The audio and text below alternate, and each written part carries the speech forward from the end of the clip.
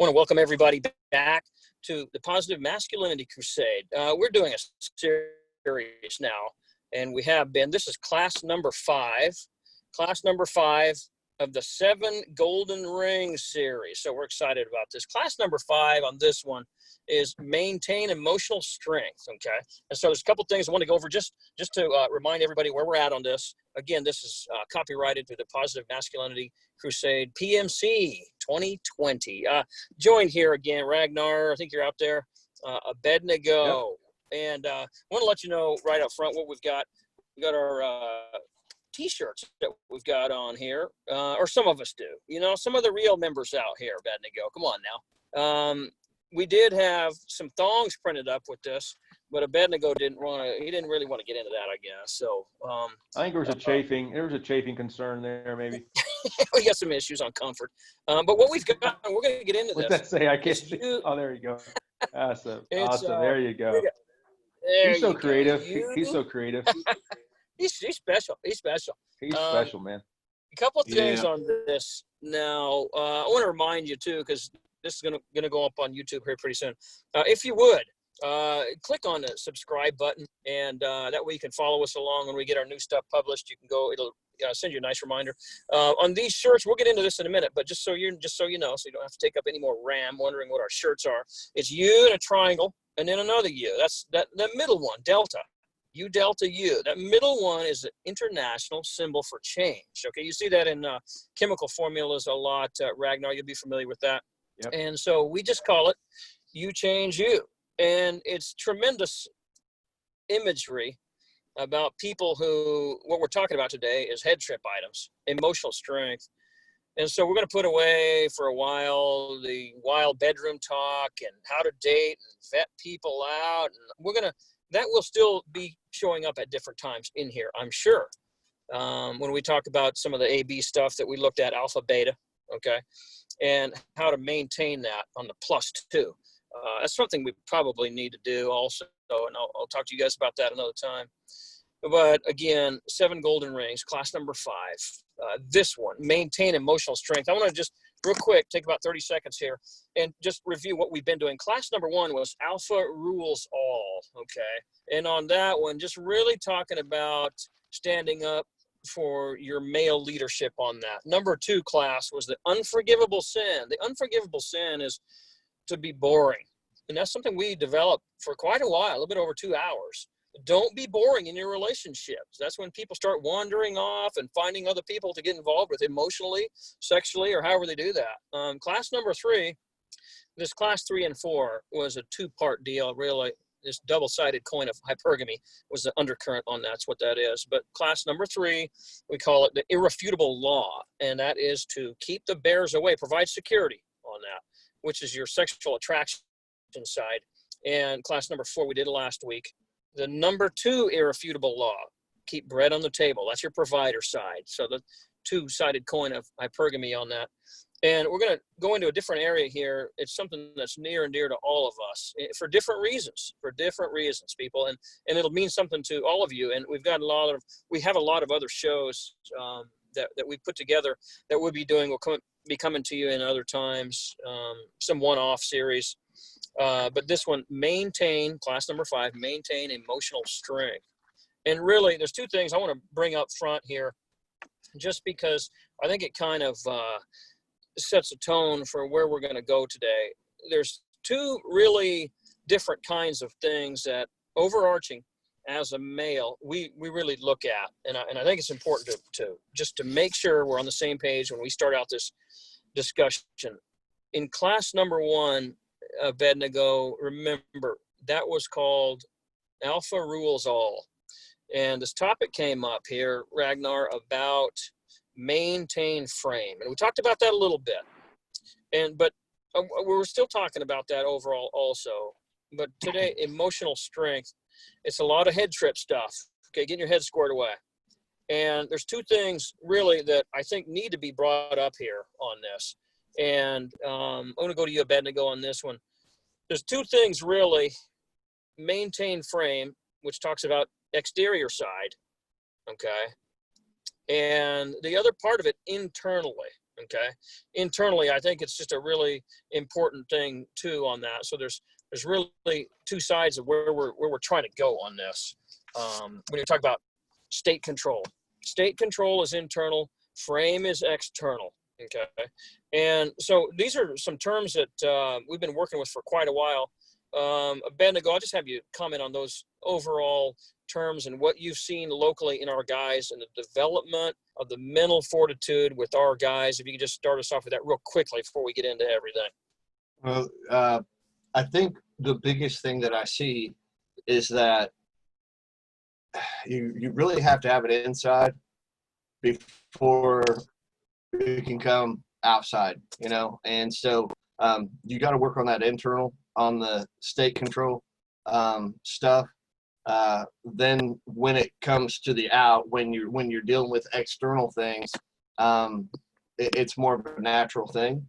Otherwise it's something you got to think about all the time. Like, what's my frame, and is she trying to come into my frame, or am I trying to go into her frame? When you have the state control stuff, when you have the internal side, the head trip stuff ironed out, it seems to play nicely with the maintaining your frame and the external side. And so it's really hard to work out the other way around. I find that it's best, what I've seen is to work on the head game first, and then that kind of comes out in the externals.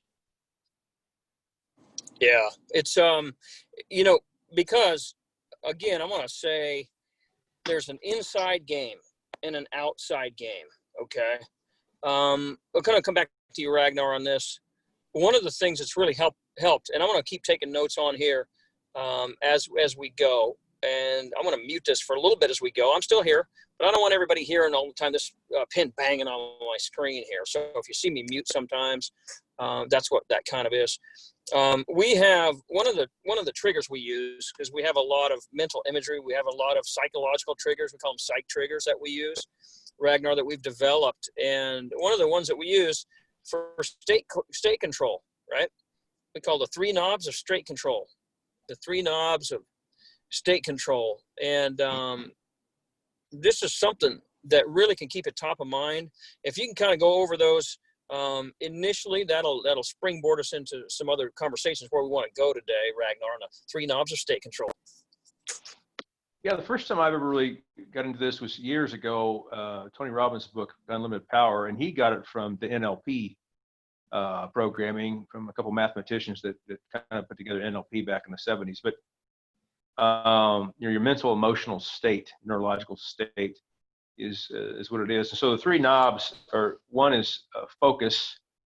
What are you focusing on? It goes back to the classic cliche, glass half empty, glass half full. The second knob is the story. What are you telling yourself about what you're focusing on? Because whatever it is, the event or the object or the person, that's what it is. Any kind of emotional variance you have about that situation is the story it comes from the story you're telling yourself about that thing. And so the story, you label the story in your head as bad or good. That's in your head that you're doing that. So that's the story. So you have the thing you're focusing on, the story you're telling yourself about what you're focusing on, either good or bad or neutral. And then your physiology basically is, are you holding your shoulders in a depressed state, or an excited state, a positive state, a negative state? Your physiology, you're breathing. Are you breathing really high in your chest in a very stressed way? Or are you breathing more in your belly in more of a calm and relaxed way? So you control your physiology. And those are 3 knobs that you can control at any time. In the beginning, it feels like you have no control on that stuff, because you got years and years of a bad habit where you just kind of reacted to whatever happened around you in whatever state you ended up in. But once you get a little practice with that, you realize you have some space there between stimulus and response that have 3 knobs in it. And you can turn those knobs and you get back control and get back centered. Basically, what we talked about last time is one of the C's in alpha communication is centered. And the 3 knobs are essential for that. One of the things I think that really helps us, when you brought this up, Ragnar, on as far as the 3 knobs, right? They help you create some time, okay? Create time and space, right? between the stimulus and the response, right? And this is a thing that I think if we're not aware about this, okay, then what really happens, stimulus, hold on, buddy. I know you like my writing, you know, and response, you know, there's a couple things here that I think, because everybody, this can be on a macro side in your life. It can be on a micro side too. Okay.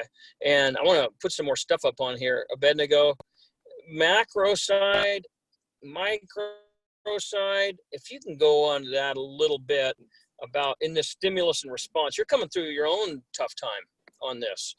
And if you can find some things there, Abednego, to kind of tie that into what you've been through recently, okay? And then I'm going to put some of this up there. Go ahead on that. I'll tell you, as you were talking, though, you know, I was thinking how the three knobs, those three knobs apply to every single aspect of your life. You use it every day. But if you're not conscious of it, and if you don't control it, if you're not controlling those knobs, somebody else is controlling those knobs. They're turning them. You know, I've been fortunate to coach a couple very good athletes. And, you know, those are knobs that as a coach, you've got to turn on your athletes. You talk about focus, and what are you focused on, and what's your story?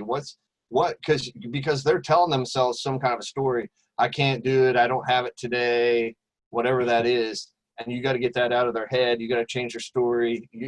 Breathing is a huge thing. You know, I'm like, hey, you're breathing way shallow. You're fast. It's rapid. You need get some deep breaths. Get that belly poked out. Relax, because that's where you're at your best.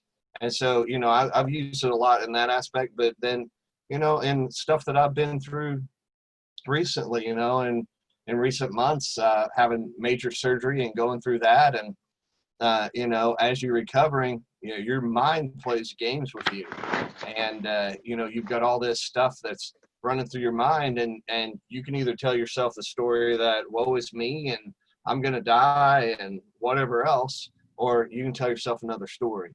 And you know, my thing that I keep telling people over and over again is you got to tell yourself a better story. You know, people's life, they're in the dumper, and they're telling themselves bad story after bad story. Like, man, you got to tell yourself a better story. You got a bad story going on. And so, you know, we're not all dealt the best cards. You know, I didn't get dealt some very good cards, but you got to play them anyway. And so, you know, you make the best decisions, and a lot of that is the state control stuff. It's what you're telling yourself over and over again. You know, you're going to become the story that you tell yourself over and over. And so it's, you know, it's what you choose to focus on. You're going to focus on the negative, you're going to focus on the positive, or what story you're going to tell yourself. You know, are you going to look at yourself every day in the mirror and say, I'm going to get better, we're going to get through this? Or are you going to look at yourself in the mirror and say, this has got me? You know, how many times do you see, and I've seen this happen before, where you have maybe a couple that's been together for a really long time, and one of them dies, and within a week, the other one who seemed relatively healthy, they die, you know? And that is a lot of because they told themselves a story that wasn't true, and it affected their physiology and everything else, and really probably led to their demise. And so, you know, that to me is one of the biggest things. Really is what you're focused on. You know, in Romans 12, it tells us that we can be transformed by the renewing of our mind, and that is simply it's true, and it's true because, you know, obviously it's scripture, so we believe it to be true, but it's true also because it's exactly what we're talking about with these three knobs. If it's what you focus on, you can renew your mind, you can be transformed. But it's what you focus on, it's the story you tell yourself, is physiology, it's all that working together.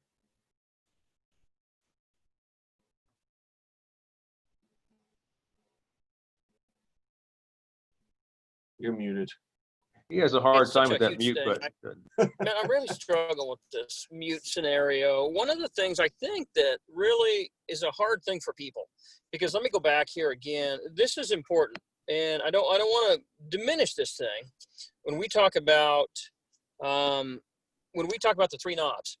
But one of the things that has such an impact on this is something that we control so easily, guys.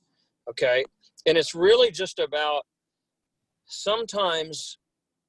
We run into this all the time, okay, is that you have turned over your veto power to somebody else, okay, or you keep finding yourself in all this pain because the people around you and all this chaos they bring to you, okay. So as much as we like to, and it can be, okay, as much as we want to bring this out here and talk about the three knobs, this part about focus, okay, it's so much determined by, obviously you're the controller of that, or you should be, and you should cultivate that. But what are you listening to on the radio? You know, what are you listening to on your songs? Have you really stopped to listen to those lyrics? Really? Killing cops and raping people and shooting this is what the lyrics are nowadays. Okay. So there's some problems about what we're putting into our head. Okay, Ragnar. And so what are you watching on television? You know, just craziness, cop TV shows. Everyone's getting busted up all the time, or, you know, protesters or news. Everything's terrible, terrible, terrible. The end of the world, all this. And so that's one thing, is about externally, what are you pouring into yourself nonstop all the time? 24 hours a day. You know, I mean, when was the last time you went 5 minutes without looking at your phone? Every minute, look at the phone. And most of that's some other weird stuff on there about who decided at Google or wherever what they're going to put in front of you based on some algorithm out here, okay? So this focus side is so important, and the reason it's so important is because it's set the table for all the other stuff, okay? It's really hard to have a good story out here when your focus is terrible, okay? So these are things that really, when you talk about a foundation, there's a reason we put focus number one, okay? And going along with that, focus number two is this internal narrative that's just totally looping along in your head all the time. What are you even doing, man? You know, so when you're filled with anxiety and you think you need to have some drug in here to help you control all this deal, look, we just need to practice better about how, and we're going to talk about some Monday morning things. Ragnar, you're going to get into that later in the show, about some Monday morning tips for us about what we can do to start to phase out some of these external things that keep talking to us.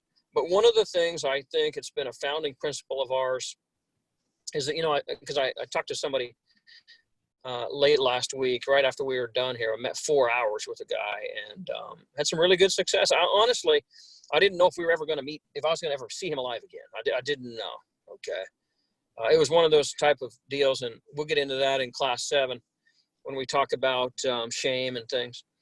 And so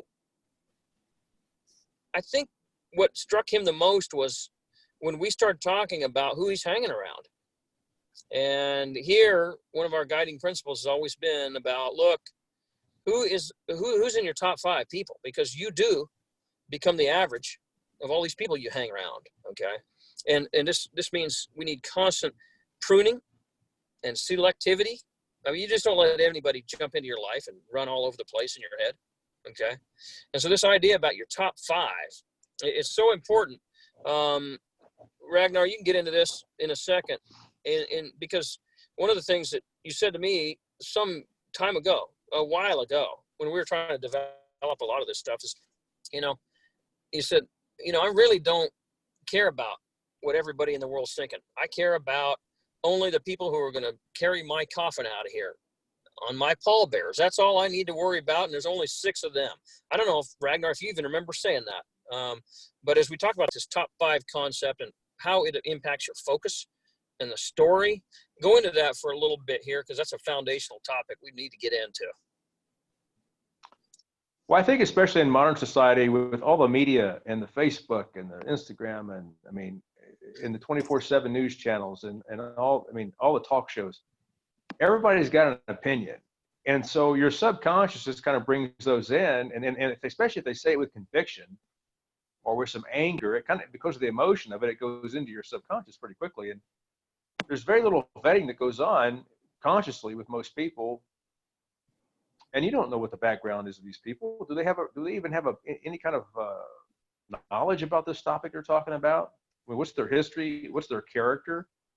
What qualifies them to allow them to influence you in that way? I mean, but all of us, we just kind of go through life reacting to everything, and so everybody has their opinions. It's in the newspaper, it's on your live feed on your phones, 24/7 news, all the talk shows. Everybody's got an opinion, and you watch the TV shows during the day, the Jerry Springers, the Dr. Phil's, all this deep emotion stuff.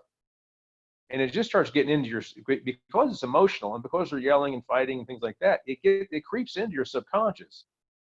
And it gets in there, starts programming that lizard brain with that negativity. And you're letting stuff come in there that you have no idea what the qualifications are, the character of these people that are putting this material into your subconscious. And so it's really tough. There's so much of it nowadays, like you're talking about trying to cut the news off and things like that. But even with your phone, there's so many ads on your phone. There's so many emails and the news feeds and stuff on your phone. It's just hard to get away from all that stuff. And it really requires a tremendous amount of discipline to really block time where you kind of isolate yourself from all that incoming artillery, basically, that mental artillery that's coming in. Does that make sense? Yeah, it really does. I think that is the hardest thing, I think, for the younger generation too, Ragnar, is because they're all brought up on phones. Okay. I mean, the other day, we went through, I'm trying to think who I was with, at a McDonald's drive-through. Okay. And looked over in the car next to me. There's some kid. Okay. In a child seat, baby seat, whatever, in the car next to me. And they had a phone. They're playing on this deal. Okay. Now it wasn't one of these Fisher Price pretend. This is a real phone. Okay. And there's no way they were 4 years old. Okay. There's no way. And so it's not back in the day when they sent us out to the farm to work with grandpa, carry a bunch of feed sacks around and take weeds out of the garden and all. I mean, this is not what's going on. So you got a whole generation of people who were raised on this thing and raised to feel like, now this kind of worked, Ragnar, back in well, you know what, Abednego, you remember too. Both you guys kind of have a lot of roots in rural areas. How many you remember grandpa getting up, or grandma, and, well, how's the day, grandpa? I don't know, I gotta check the weather. Okay, so it's kind of like that with the younger generation, older generation. They're going to wait and wake up and see what the weather is before they decide what kind of day they're going to have. Okay, and I know in an agrarian society, weather has a huge impact on things. Okay, but if the weather's terrible, there's always other stuff to do that you set aside for a rainy day. All those projects you had. These are rainy day projects that no one ever got to. Well, there's rain, but no one got to these deals. And with the phones, though, internet, Twitter, Instagram, all this stuff. So everybody's got to go get how many different dopamine hits on this before they can know and have their own idea about their own value, their own worth in the thing. Okay. And it's a tough thing, I think. And I'm going to go ahead and finish this thought on here. Well, I mean, 1 second, if you can. Go ahead. When you think about bad weather, the vast majority of these incoming messages from TV, phone, whatever, are thunderstorms. And most of the thunderstorms are fake thunderstorms. They're not real. It's just somebody had an emotional reaction to some cotton candy type topic or whatever. Yeah. So they're really not real thunderstorms. But to your subconscious mind, especially if they're coming over with yelling and negative energy, your subconscious thinks they're real life thunderstorms coming at you. And so your cortisol throughout your bloodstream, your adrenaline, everything else, your norepinephrine and epinephrine is just pumping through your veins, and it's doing tremendous damage to your cardiovascular system and your physiology, long-term damage to that. Also, your telomeres on your DNA, the shorter they get, the more it increases your aging.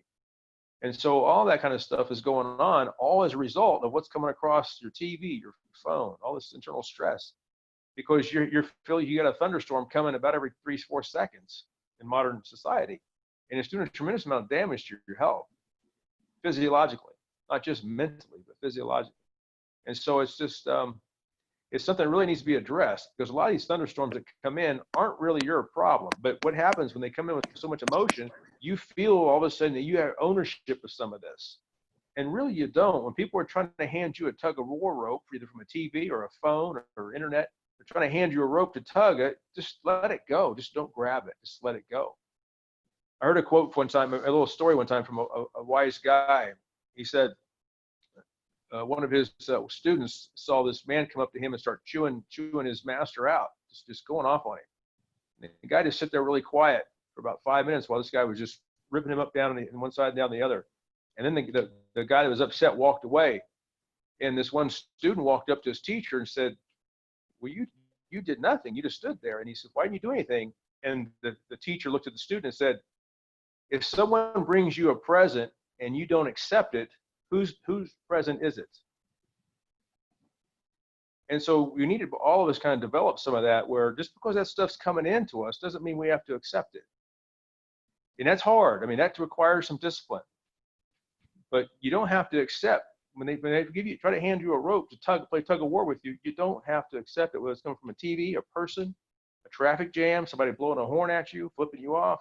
You don't have to accept it. You don't have to grab that rope. You can let it go. So anyway, I got on a tangent there, but hopefully it helped. No, it's good. It's good. There's a couple of things I want to go back on. Abednego, I see you writing over there, and I'm going to come back to you real quick.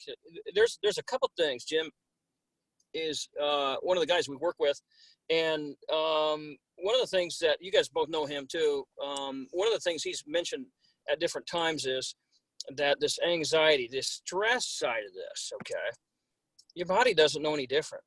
Your body doesn't know if a real saber-toothed tiger is chasing you down or the woolly mammoth. It doesn't know, okay? So the adrenaline shot, you get a shot of this adrenaline that goes straight in now. How that works, you don't get to take it, okay, gradually. When you're in stressful mode, or your house is on fire, or you got in a car wreck, this just hits your bloodstream, okay? But your body doesn't know if that's manufactured, if it's just something that you're just always in perpetual state of anxiety, or there's a real saber-tooth tiger chasing you down. Okay. So Ragnar, I think what you're talking about here, you went wild though on your microbiology, on your telomeres, and I love that deal. Okay. The fact is, and I think it was Seneca who said this, most of all, and I'm paraphrasing obviously, but most of all the boogeymen we worry about, it never really happened. Okay. Most of all the things that we fear, most of all the things that we're terrified, most of all the terrible things that happened in our life, they never really happened. Okay. It was just invented craziness. Now, Mark Twain has a really nice variant on that too. So again, you know, if you want to go look that up and argue about who said this quote or that, that's fine. You can go argue with somebody else.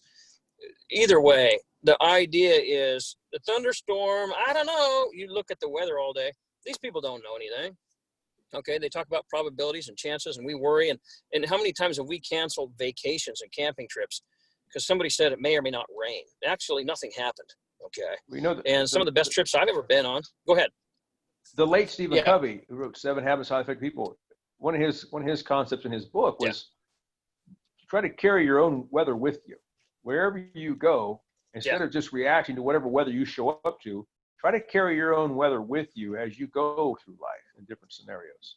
Bring your own weather with you. That's kind of what we're talking about here, but that came from Stephen Covey back 30 years ago when he wrote that book. Great book.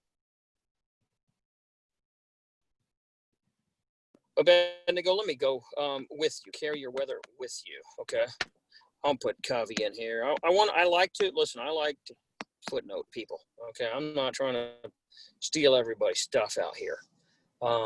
This is such an important thing. Some of the best trips I've ever been on were trips that people told me not to go. Oh, it's going to be terrible. There's going to be a tornado. There's going to be a hurricane, don't you know? Something's going to happen weird here. Listen, if something weird happens along the way, that's part of the story. That's part of the fun part that you get to have Abednego in the retelling of this. But again, I'm going to say this. I'm just going to leave it there. This can soak for all you people who are at home following along on your microbiology side. Okay.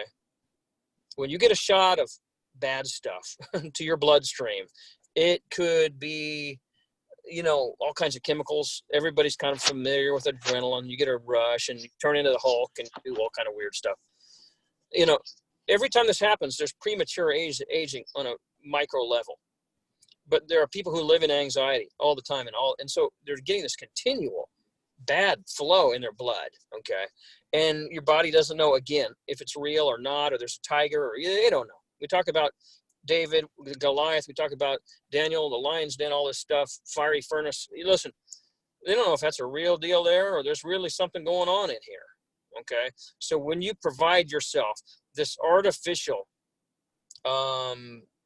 it kind of, with your nervous system, it's an electric side of a catalyst. It's putting your body through these stressful items. You see some people who are 50 and man, they look like they're 80 already. Okay. They're just prematurely aged through different stuff, either working conditions or mental state or whatever it is. Abednego, these are things, all these topics, when we go through, and I want you to go in and kind of comment on that, but if you can go in and introduce this topic here, Abednego, crazy gap, and what that has really meant to provide, because one of the things that we went back for, and Ragnar said this, what we really want to do is right here, create some time and space between the stimulus and the response. This is a concept here, Abednego, when you get into this, that's really helped us on all this stuff to deal with fit testing. Okay. And so I know I'm throwing a lot at you in terms of topics and all that stuff. Okay. If you could just comment on some of that stuff and how that's helped not only you, but our guys in our group, to have some emotional room, a psychological foxhole, if you will. Go ahead and take it away on that. Okay. Before I get to that, I do want to go back to the carry your own weather with you, because in my mind pops up Eeyore, who's downer on everything and gloom and doom. And then I had a grandma who was like that. And you go over to her house. How you doing, Grandma? Oh, this hurts and that hurts and everything. It got to the point where we didn't want to go over and see her anymore. And man, if you're carrying bad weather with you all the time, if everything's gloom and doom, it's no wonder if you're low on friends. That's probably a pretty good reason. It's tough. That's where you got to go back into those knobs and start turning some knobs, or having somebody help you turn some knobs so you can readjust that story and change your focus. But when we're talking crazy gap stuff, that's kind of where you think you got an idea of how things are supposed to work in your life and what things are going to be like. And so you've got this current awareness, that's your awareness. And then reality comes at some point and smacks you in the side of the head, and you realize what you thought, this awareness that you had, isn't where reality is. And that can cause a lot of pain. The farther away that your awareness is from your reality, the bigger the pain. I remember talking to a guy back in the days before I went into ministry, and I was working construction, and my brothers, we all work construction together. We had race cars, and so we're at a drag race, and we were at our home track, but we had another track that was on down the road that we used to go to a lot, and I ended up racing this one guy. He had a Camaro, and I raced him a lot at this other track. Well, at our home track, he showed up, and I haven't seen him in like 2 years. And I'm like, dude, how's it going? Where you been? And he goes on this story about how, he thought his marriage was okay. He thought everything was perfectly fine. And he said he went to work. He left home at 7:30. At 8 o'clock, this huge U-Haul backed up to his house. And he said when he got home, there was nothing left. The shower curtain was gone. The shower curtain rings were gone. He said the toilet paper holders were gone. He said there was nothing, no furniture. The only thing that was left was his clothes, and that was it. And you talk about a crazy gap, man, that guy was living a crazy gap, because his awareness said everything's perfect. Our marriage is great. Reality came and said, Now she's fooling around on you, and she just went down the road with Jimmy Joe and took all your stuff. And that's a huge crazy gap to fight through. And again, unless you've got some control, unless you've got some head game, unless you got something that you can focus on, something positive, and for Christians, that's where God comes into play, where you can focus on him and believe in his promises, and that gives you comfort to get through those times. I'm also a big fan of the fact that we need friends to help us get through that, friends that are gonna help us with those knobs and turn those knobs and adjust those when needed. And sometimes that can be painful, to have friends that do that that will confront you and tell you, you're not telling yourself a very good story. We just talked about David, and he had a lot of crazy gap going on in his life, a lot of crazy gap. He was anointed king. We see that in 1 Samuel 16. He's anointed to be the king, but it was like one of those, here's God's promise, but not yet. And so his awareness now is that, hey, I'm going to be the king. That's my deal. But the reality of the situation was he was still a shepherd boy. He kills Goliath, and you think, okay, now he's going to be king, but he's not. Then he becomes the number one target for Saul. Saul wants to kill him. He just has these crazy gap moments after crazy gap moments.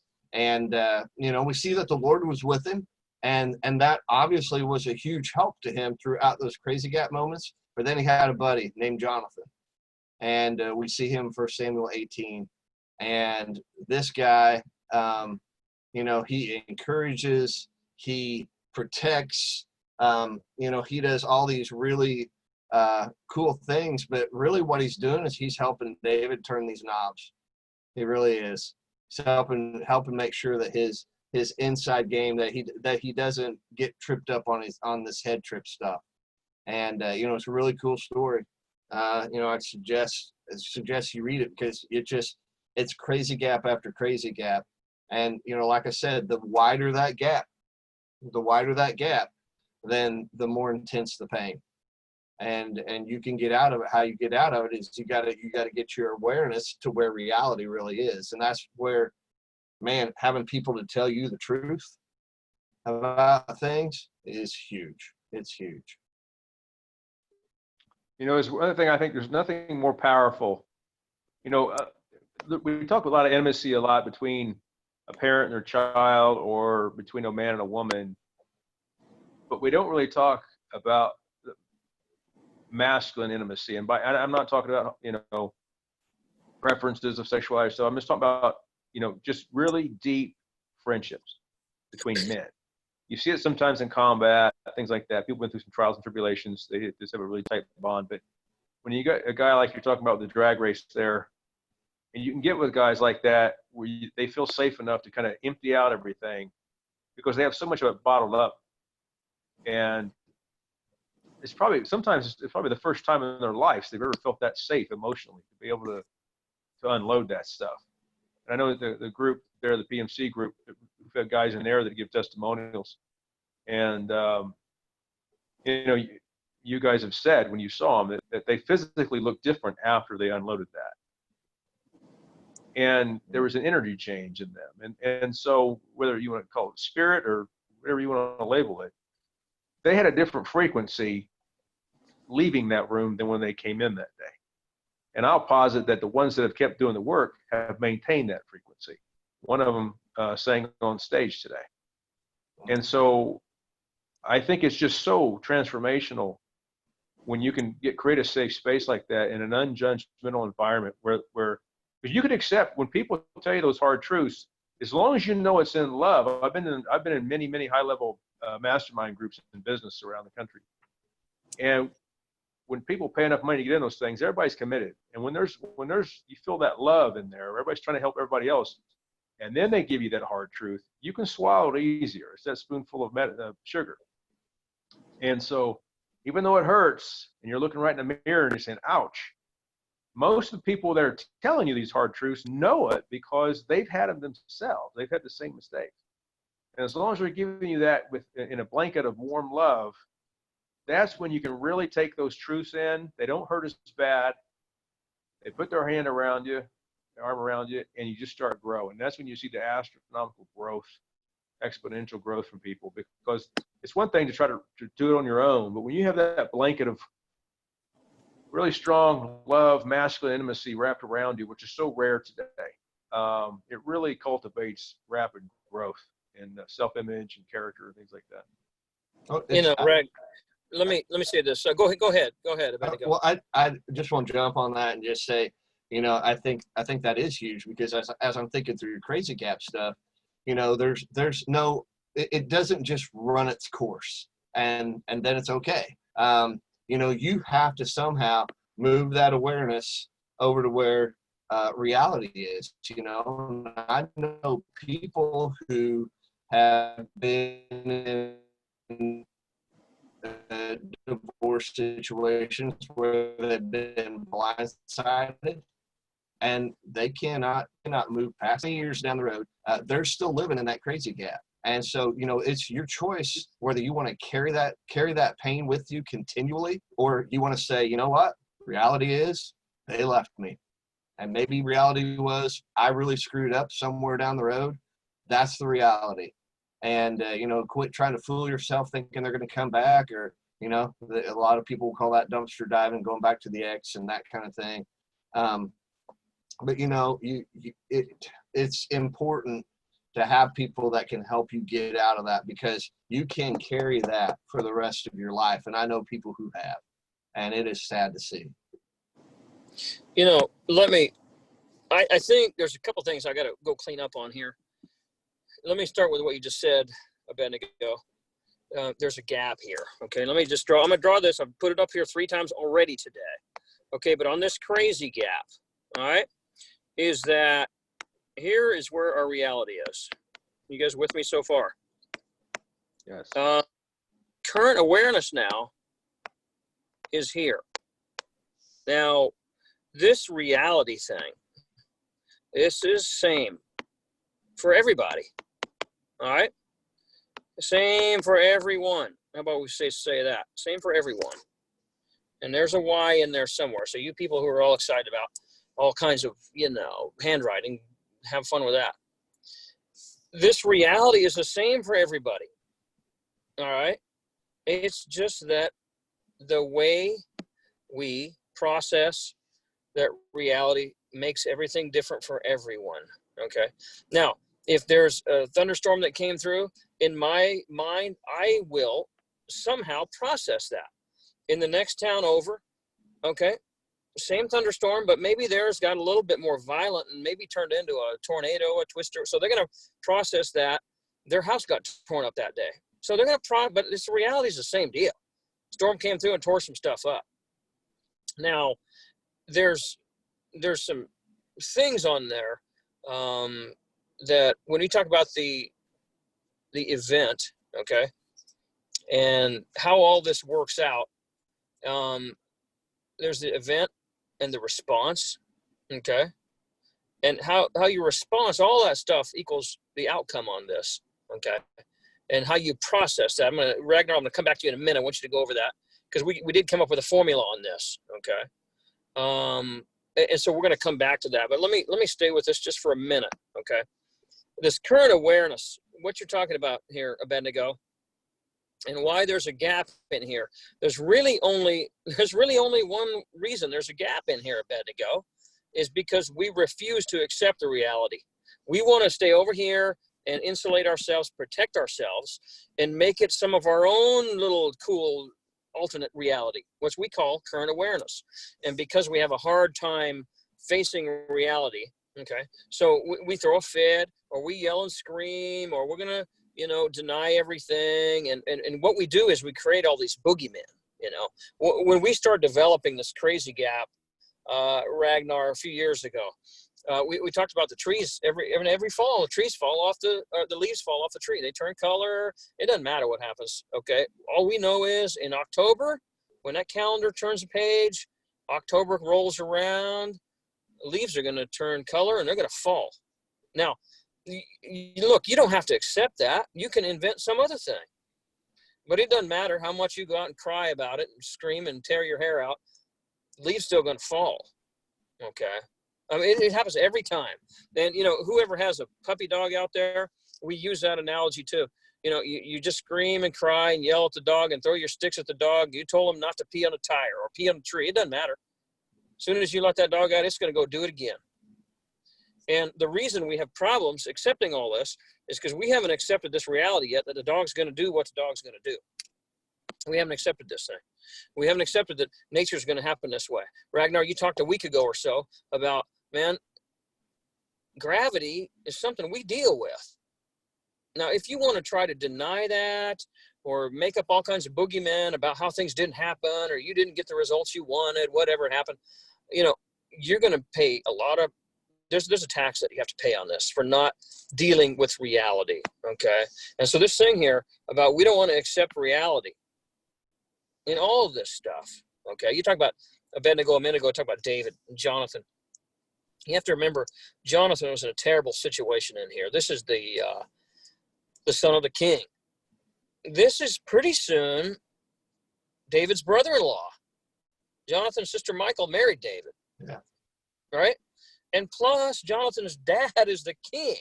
So all these people are lined up with Jonathan, and Jonathan was the heir apparent. He's supposed to be the king. No, David's going to be the king. And if you ever want to talk about, you know, this is something we always treasure in our group, this brotherhood we've created down here. Okay. And this is just a tremendous biblical model of how two guys are supposed to behave here. Okay. No, they didn't get their genders all mixed up. Okay. They don't have no funny business running behind the bushes and doing weird things.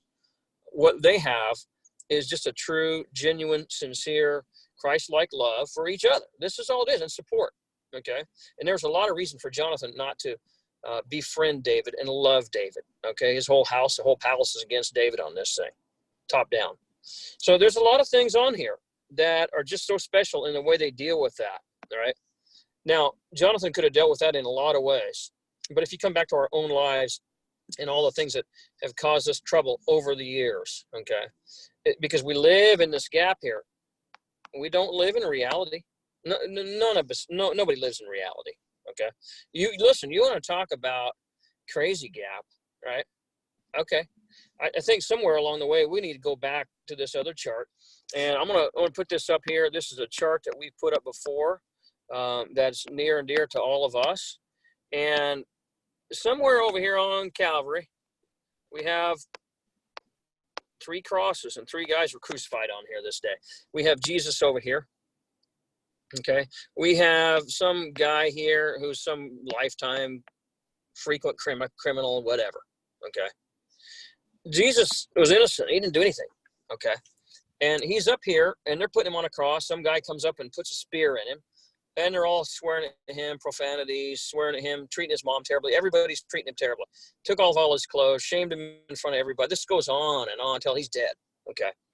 And he's a guy up here dying on this cross for everybody's sins. And they're still hating down on him. And he looks up and he says, Father, you know, forgive these people. They know not what they do. And even in the middle of all this stuff, his father, you know, Heavenly Father turned his back on him because he had all the sins of humanity on him. And he said, Father, Father, you know, my God, why have you forsaken me? Jesus, even in all this, there was a massive crazy gap, you know, and he's all alone. His father turned away. His own earthly mother, Mary, sitting right there at the bottom of the cross with John and the other 3 Marys. And they're right here and they're trying to deal with this. It's a massive, I can't imagine the terrible, awful time going through this whole thing. Okay. Somewhere along the way, he had to come to grips with this idea here. The reality is I'm here sitting on a cross. And wherever he chose to do that, I'm not sure how that happened. Okay. It all works on this. Let me go back here, Abednego, to another thing that we see a lot of people deal with, or not deal with. We see a lot of people stay in this world right here, and they stay in this scriptural cop-out mode. And this is something we need to develop, and it's something that it's kind of difficult, I think, because a lot of church people will see this term, scriptural cop-out, and they will turn us into heretics and everything else. Okay, what we do know is, in a weird, niched out way, biblical people, Christian people, people of faith, church people, whatever, they live so many times in this perpetual gap, and so many times they refuse to deal with the hardships in their life, with the chaos in their life, because they go back to Scripture. Now, it sounds really odd to say that, okay, but they hide behind Scripture in so many ways. And so how many times have you heard this? Either of you, okay? Oh, man, you're just not praying enough. You got to go read more Bible. You got to pray. You got to, so this kind of language comes out. So when you get a real tough counseling situation, or a tough situation comes into the elders tribunal, one of the first things they say is, well, man, that's a tough deal. Wow, that's terrible. Man, that sucks to be you. Well, I'll tell you what, listen, you got to go pray more and read more Bible. Okay, have a good day. Go on and go figure it out. That's the go-to. I'm telling you, and there's not a lot of Monday morning practical stuff. Listen, we're down here on earth, okay? We've been given a lot of tools, or we should have, okay? And what we're trying to do in this whole series, what we're all about, is trying to increase awareness, okay? God's given us everything we need: intellect, tools, personality, that we can develop or not, okay? And so just to say, hey, you got to go pray more, to me, that's not enough, and that's a scriptural cop-out. That's how I'm going to define that, okay? What we ought to be doing is helping people to build their toolbox to deal with all this craziness that's in the middle of this crazy gap, okay? Because we don't live in reality. We live over here in some imaginary deal. It's like, finally, everybody saw Wizard of Oz, and I put the screen up. Listen, believe me, we can put that, you can go to YouTube and look for it. It's a minute and a half when Dorothy finally looks behind the curtain and says, wait a minute, what's this crazy wizard? He's back here fooling with his computer. And if it wasn't for her dog Toto, right, she'd never found this crazy wizard, and he's just a goofball, all right? And I forget the line on it. He says, and she says, oh, you're a terrible person. She starts to label him, and he says, no, I'm a really good person. I'm just a terrible wizard. But if it wasn't for her dog over here barking away, she and her buddies would never have looked behind the curtain. And so when we try to get people to look behind the curtain and look over here, a little bit over here, and try to find out what's really going on in their lives, right? It's really hard for them to do that. And I think, in my own opinion, Abednego, you can answer this on your inside view on this, is that church so many times have made this so difficult for people to really see reality for what it is, because of all the stories, from all the stuff and all the interpretations and all the things they argue about. And it's really hard for so many of these people in Christian marriages. That's why we see, listen, Christian marriages, they're the same divorce level as everybody else, or more, if you want to look at the numbers, okay? So when I call scriptural cop-out, Abednego, just go there for a minute and talk about what that has done for the health of the church. Listen, we've seen this in our group. We've had a lot of people hate on us locally, okay? And they invent all kinds of reasons how we're terrible. And we're doing awful things to all these people and giving out terrible advice and blah, blah, blah. And they hide behind scripture.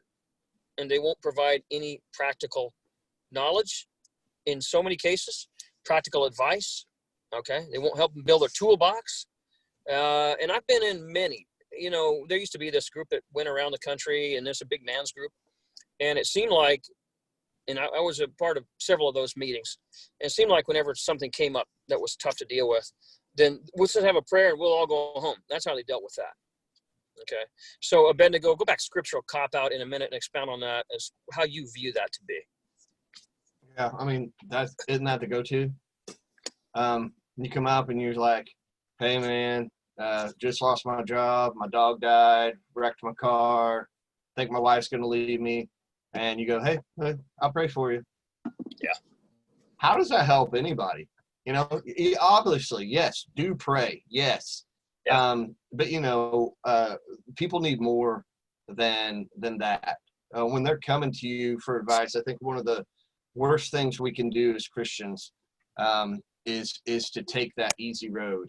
You know, yeah, I mean that should really go without saying that I'll pray for you. You know, our go-to is always, hey, wait, are you reading your Bible? No, well, you know, you need to read your Bible and you need to pray, and those are super important, especially when we're talking state control and that kind of thing. But there needs to be some actionable steps that go with that. I was just thinking about James chapter 2. And in James chapter 2, it says, suppose a brother or sister is without clothes or daily food. If one of you says to them, go in peace, keep warm and well fed, but does nothing about their physical needs, what good is it? In the same way, faith by itself, if not accompanied by action, is dead.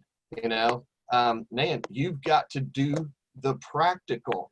You know, and in Second Timothy 1:7, you know, it says that God didn't give us a spirit of fear, but He gave us a spirit of He gave us a spirit of power and of love and of a sound mind. And so we have a sound mind. And you know, I think where we fail as Christians sometimes is engaging our mind and helping people in very practical ways. And that's one thing I think that's really helped as far as who I talk to and the counseling that I do and in my ministry setting is that, yeah, we're going to talk about the spiritual things, but I'm not going to stop there. I'm going to take that on and we're going to talk about what can you do practically on Monday morning, that how you can apply this stuff, how you can begin to make changes, how you can see things differently, how can I help meet this person's needs in a real way, not just giving them some scripture and praying. Again, I'm not against that. That I think has its place and it's super important. But if it's not followed up with some kind of action, then really, it's probably just meaningless words, because let's just be real honest. Most of the time, when people say, I'll pray for you, they never do. They never do. They have a good intention. Can I interject there for a second? Yep. Yeah, go ahead, buddy. I really think that the vast majority of these people throw out that try to answer or suggestion because they know in their own hearts that their own lives are screwed up beyond measure. They know that their own marriages are dead. They own that their own relationship with their kids is bad. They know that they hate their job too. They know that their wife doesn't love them anymore. So they say, pray, read the Bible, whatever, because they honestly don't have any toolbox themselves. And then the people that told them, the generation before, just pray, read your Bible, they didn't have a toolbox either. So I think the empty toolbox has been passed down from generation to generation to generation, and they don't have an answer. So all they can think of is pray more, because that's what they were told. That's what their dad told them, and that's what grandpa told dad, and that's what great-grandpa told grandpa. And everybody's been wired the same way, and everybody's carrying this empty tin toolbox around. There's the only thing in there is a washer rattling around in there. There's nothing in there. There's nothing. They have no functional stuff for Monday morning, and it's passed down from generation to generation to generation. And so the easy thing to say is, so they don't look stupid, they don't look like they don't know anything, is, oh, pray more, read your Bible. But in reality is their toolbox is empty too, and their life's a train wreck, and they don't have any answers either. That's the harsh truth about it. I think that's a great point, because, early on in ministry, I gave that advice to people because that's the advice that was given to me. That's what you learned in class. That's how you did it. Yeah. Well, you must not be praying and you must not be reading your Bible. So that's your problem. And a lot of times, maybe that has contributed greatly to the problem. But when they're standing in front of you, they need something that they can apply. They need you to get your tools out and go to work, start turning knobs and things like that. If you don't know how to do that, then that's all you got. when they're standing in front of you with an arterial bleeder shooting blood out of their neck, metaphorically speaking, you can't just say, pray more. I mean, they need a tourniquet and they need it now. And then once the bleeding stops, then we can have a philosophical discussion, spiritual discussion, and religious discussion of how these principles can be applied. I think, like you said, it's really great for state control, that kind of thing. But when you have an arterial bleed, when you get a phone call at 3 o'clock in the morning and a guy's thinking about taking his life, that's an arterial bleed. If you tell that guy to go pray more, he's going to go shoot himself. It's that serious. And so you got to have something functional. Now, listen, here's the way to look at this in 20,000 foot view. If you had the fact that you came up with something functional to help this man from killing himself came from God. You're in the image of God. I mean, you have the capacity to come up with this creative solution to help this person not kill himself. That's God given. So it's all God given. I mean, you know, that's where it came from. You're just a conduit. You're just a hose for the water, you know. It's where it all came from. And so, but this function, if you guys got an arterial, if a guy's got an arterial bleed emotionally going on in his life and he's thinking about suicide and you tell him to just pray more, that is malpractice at the highest level. You know, that's like a surgeon cutting off the wrong leg. That's malpractice. And to me, in my opinion, and this sounds rough, boys, but that's a sin. Yeah. If you're in a position of leadership and this guy's got an arterial bleed spiritually, emotionally going on in his life right now, he's thinking about suicide, and you tell him that he needs to pray more, read his book more, and that's it, that is malpractice, and that's a sin, in my opinion. You know, here's the thing on this. When we talk about Ragnar, and I want you to go into this a little bit. I'm going to go backwards. You got an arterial bleed. Now, people don't know this out there, but they're going to get introduced to this here because we got to deal with it sometime. We have tremendous local guys we've been working with, okay? And so you get all kinds of stories in there. One of the things that I would say right now, and you guys correct me and put your own version on this however you want to, the guys who have made the most progress with us, okay? You get two different kinds of things. Ragnar, you were talking about earlier about the kinds of people that can deal with this stuff. We see two different people who jump into our group. Okay. One group is your fellows who they have tremendous pain. Some of them have been looking at the end of a handgun 18, 20 hours straight. They rented a hotel. Okay. So they wouldn't have to make a mess in their own place, whatever it was. We've had so many stories of these guys who are trying to take their own life in one way or another. And so, Ragnar, when you talk about an arterial bleed, this is something that is real to us. This is visceral. This is something that's, you know, has me up looking at the ceiling at 3 a.m., guys, and all of us, because we're in this together. This is an outreach mission we've been on to save guys, not only here walking on the earth, okay, but from taking their own lives, okay, on a salvation side also. So there's 3D on this, okay? There's depth to it.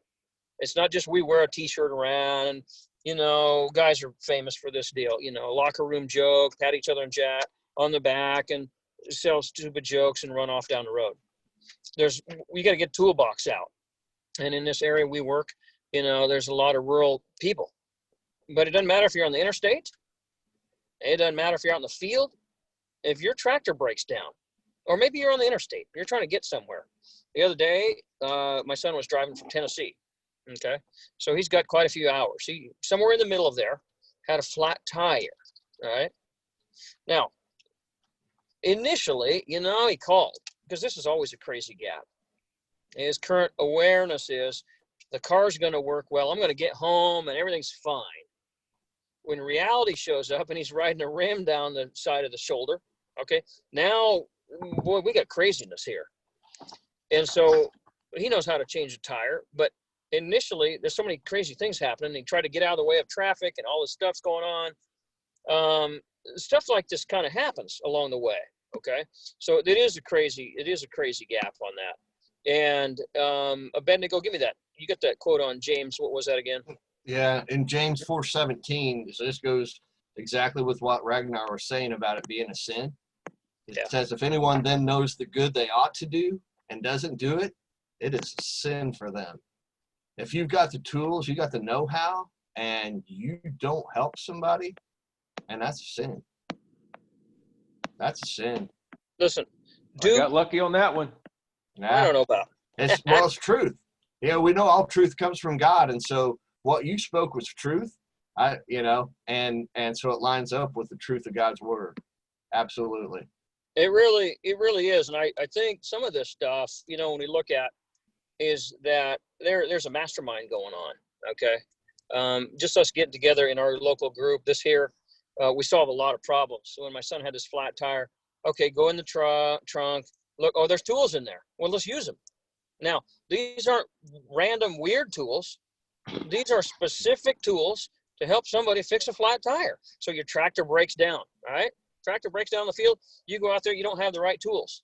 You don't stay there and try to make the wrong tools work.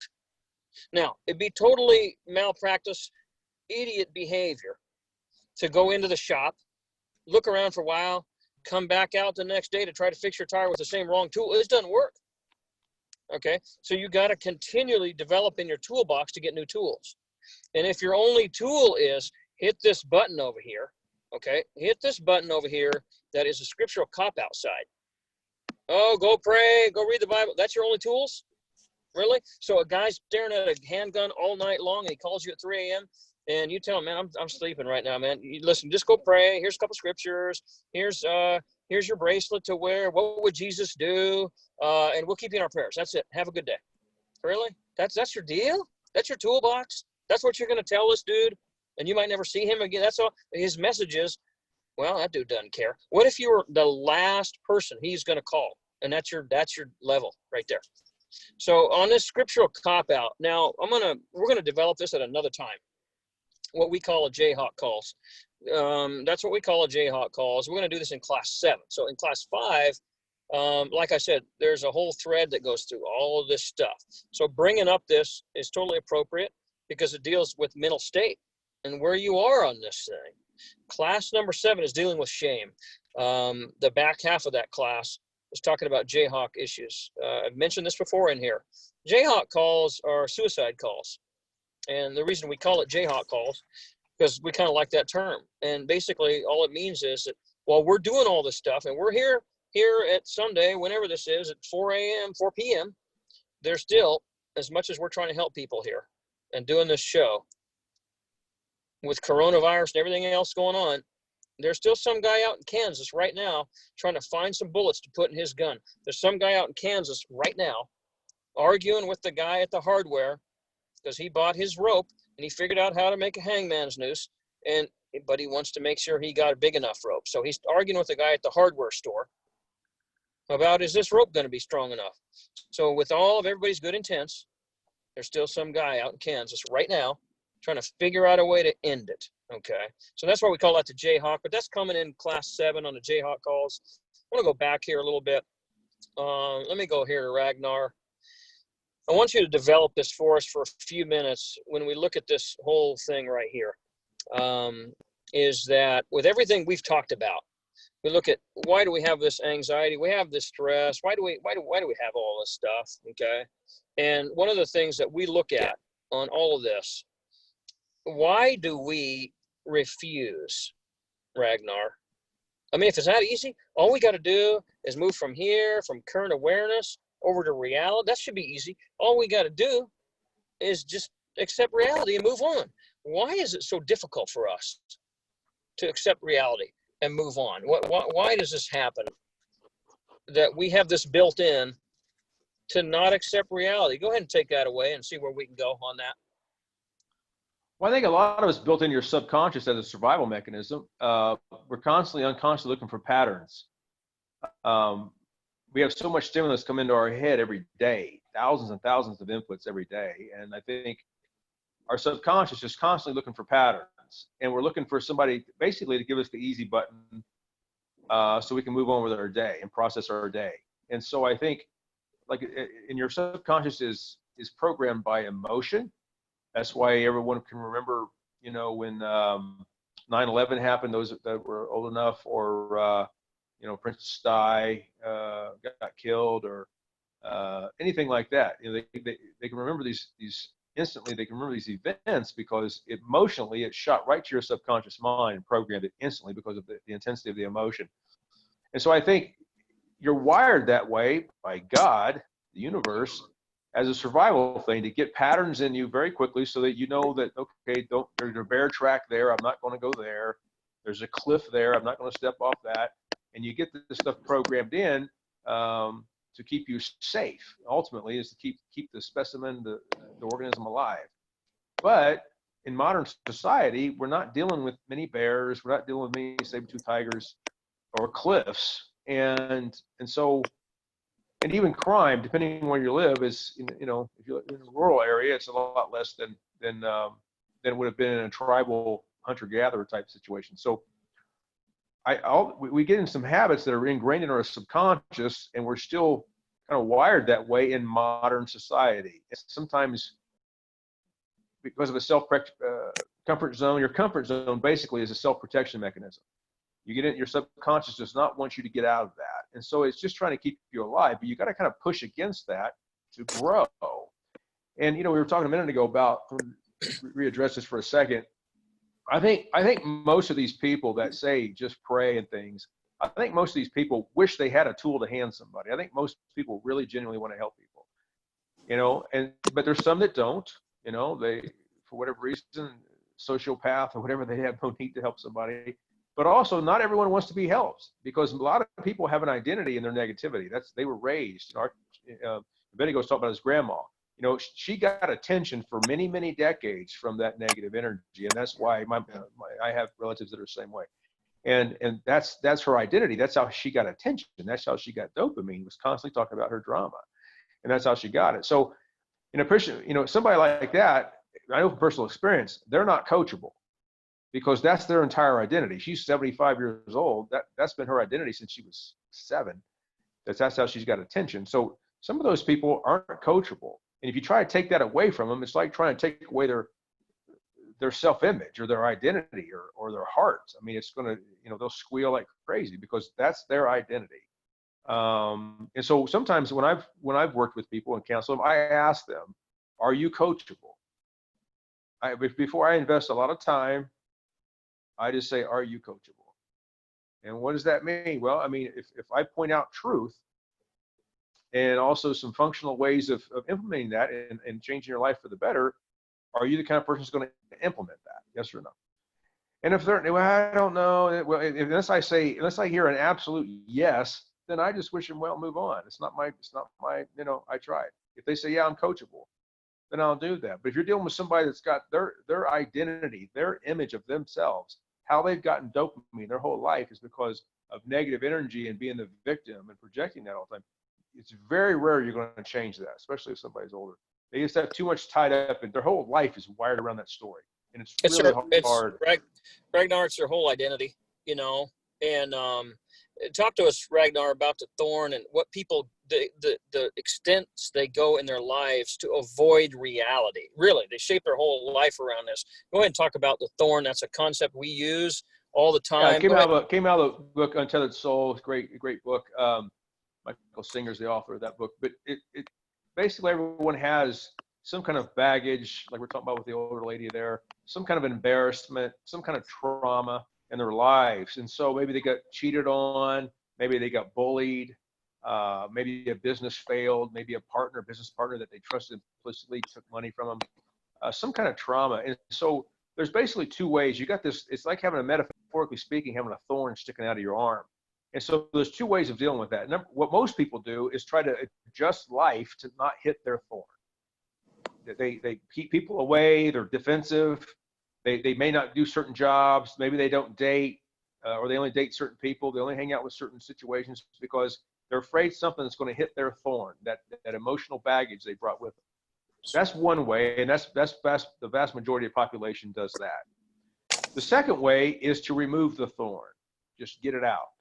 Now, that's like taking a Band-Aid off. You know, you do it real slow, it hurts. You do it real fast, it hurts for a second. And taking the thorn out the same way. And it's hard to do that. It's hard to remove a thorn on your own unless you're really deep into self-growth and self-actualization. It's really hard to take that thorn out on your own. But like we were talking about a half hour or so ago, when you have a group of people around you that care about you and that you know love you and have compassion for you, and they're going to be there for you, then it's easier to take that thorn out, because as soon as it comes out, they're going to be there to put a Band-Aid on it for you really quickly. And it's really hard very rarely do you have a person that's self-actualized enough to take that thorn out on their own. Usually there needs to be a group of people around them that they can trust and cultivate to get that thorn out. But the vast majority of the population, especially the people that are telling you just to read more and pray more, have a thorn. And you can tell when you're getting close to a thorn because they get really defensive. Whatever you're talking about, they get really defensive. You can tell you're getting really close to that thorn. And most people it's just too painful to even think about taking that thorn out. They alter their entire life. Most people go to their grave with that thorn still sticking out of their arm. And their quality of life and the quality of life of those around them and their loved ones is altered in a negative way as a result of that. Well, it's a tough deal because their whole reality identity is in this, and they just spend their whole, I mean, we've all had a splinter, right? We've all had, how about this? And by the way, you guys let me put up avoids with an ES on there for 15 minutes. Come on. I just saw you being artistic license creativity there for a second. I don't know what's going on. I took that note, but I spelled it right. Yeah, well, Bendigo's got it going on over there. Well, listen, I did too eventually, all right, but I scribble it out, Sharpie, whatever. Here's the thing: everybody's been sunburnt. Man, go get a hug from an enthusiastic friend of yours after you get sunburnt, right? You're looking like a lobster on this. I mean, there's times I don't go to parties. I don't go see anybody. I'm burnt. Okay. When I was young, something weird happened here. Mom was boiling eggs, and you know where the story's going. Okay. She had to move from the stove here to the sink to drain out this boiling water. I was in the way, and she just ran over me, but stopped short. And the water fell all in me like this, right? And this boiling water went up. It was just awful, okay? So for those of you who like to boil eggs and you haven't figured this out yet, if there's a toddler running around, just go ahead and run over them. Don't try to stop and let the water fall over them and do it. Just run over them, okay? Anyway, I didn't want to do anything. It was hard to go to school. I finished out the school year, maybe had a day or two, but I had to go to the hospital. They get this salve, and this thing went on for 2 weeks. Mom and dad changing wrappings. It's just awful. But what you're talking about, Ragnar, is it doesn't matter. We will do anything at all to avoid pain. Now, emotional pain, shame, sociological issues, society stuff, church stuff. Again, back to shame. Again, class 7 is going to deal with just a whole class of shame that really, I think, Abednego, when you look at it, the guys who have made the most progress, the guys who work through the shame component, okay? And so I know somebody's going to raise their hand and say, well, why do you have it at class number 7? Okay, well, it's really hard to run a program and just say you're going to do shame. Nobody will show up for the shame conference, but they'll show up for the sexy time conference, okay? So, you get them how you want. I mean, it's still a part of this. There's a few things that on the Thorn, that was a really breakthrough book for us too, Ragnar, when you talk about it, The Untethered Soul by Singer. Now, that's a top seller. Okay, you can get that everywhere. That's an airport book. What I say, you can go through any airport you find, and in the bookstore, there's going to be that thing out in the front. Okay. One of the things that, because we talked about some DNA issues a little bit ago, Ragnar, and that this stuff is in there. And so it's just like your computer. When you get new updates, it takes a while to update that stuff. So in the meantime, you're still operating on the old operating system. That's what you're talking about. That's what we got installed in us. We had this, it was programmed into us on this program period. Now, that's the first 7 years of life. Abednego, I want to come back to you. Introduce to us this topic, program period. I'm going to work on my spelling over here in the corner while you guys are talking about program period.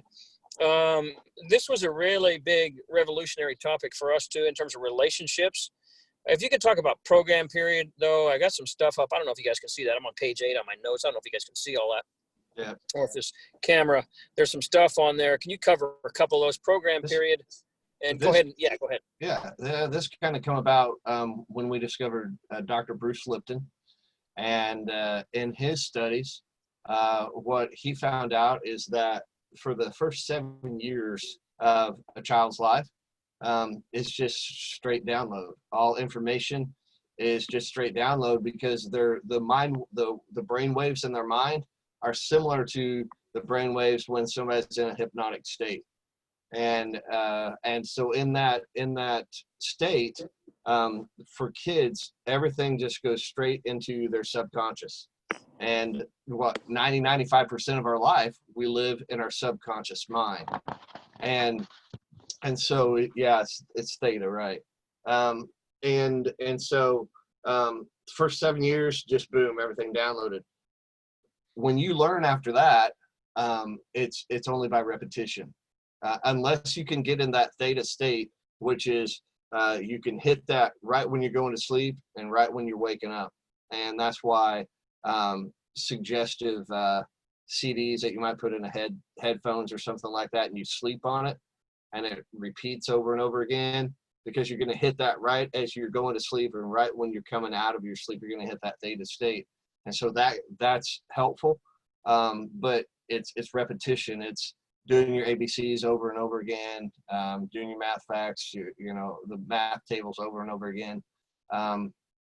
It's that kind of thing. It's that repetition. And again, to me, that repetition, when I see that and I think about it, I go back to 3 knobs. It's the repetition on your focus and the repetition on your story, the repetition on making sure that your body, are you in this fight and flight mode, or have you gotten to a relaxed state? It's being conscious of turning those knobs in the right places, and it's that repetition of what's the story, what's the focus, and you begin to change your programming. There's also a gal, Dr. Caroline Leaf, who speaks a lot of this. She's in the neuroplasticity of the brain, and she talks a lot about how to really renew your mind. And she deals with people with traumatic brain injury and things like that, and she talks a lot about that programming period, talks about how you can reprogram your mind and things like that. But it's all this stuff that we're talking about. And she points out that that happens over, you can totally kind of be a new you. It's 3 sets of 21 days. So 21 days kind of becomes a habit if you're consistent, 7 to 10 minutes a day. But then if you do that for 3 cycles, basically you can transform yourself. And so it's just fascinating information. It's doable stuff. But it's maintaining those knobs to me. Abednego, when we look at the different ways that we can have impact on all this, because I think that's a nice place for people to have a cop out also. Well, I was raised like this. Well, I can't help it. This is how I learned it. This is how. Listen, nothing ever great came after those words. Okay, this is how I was raised. Very rare that anything great came after that. I'm trying to look up that Caroline Leaf book, because it's a really nice one too. It's on mental brain elasticity topics, right? And so while we're looking for that, we're going to put that up for you here, so you can get that at home. Switch on your brain, Caroline Leaf. Switch on your brain. I'm going to try to get that up if we can. It's a lengthy book.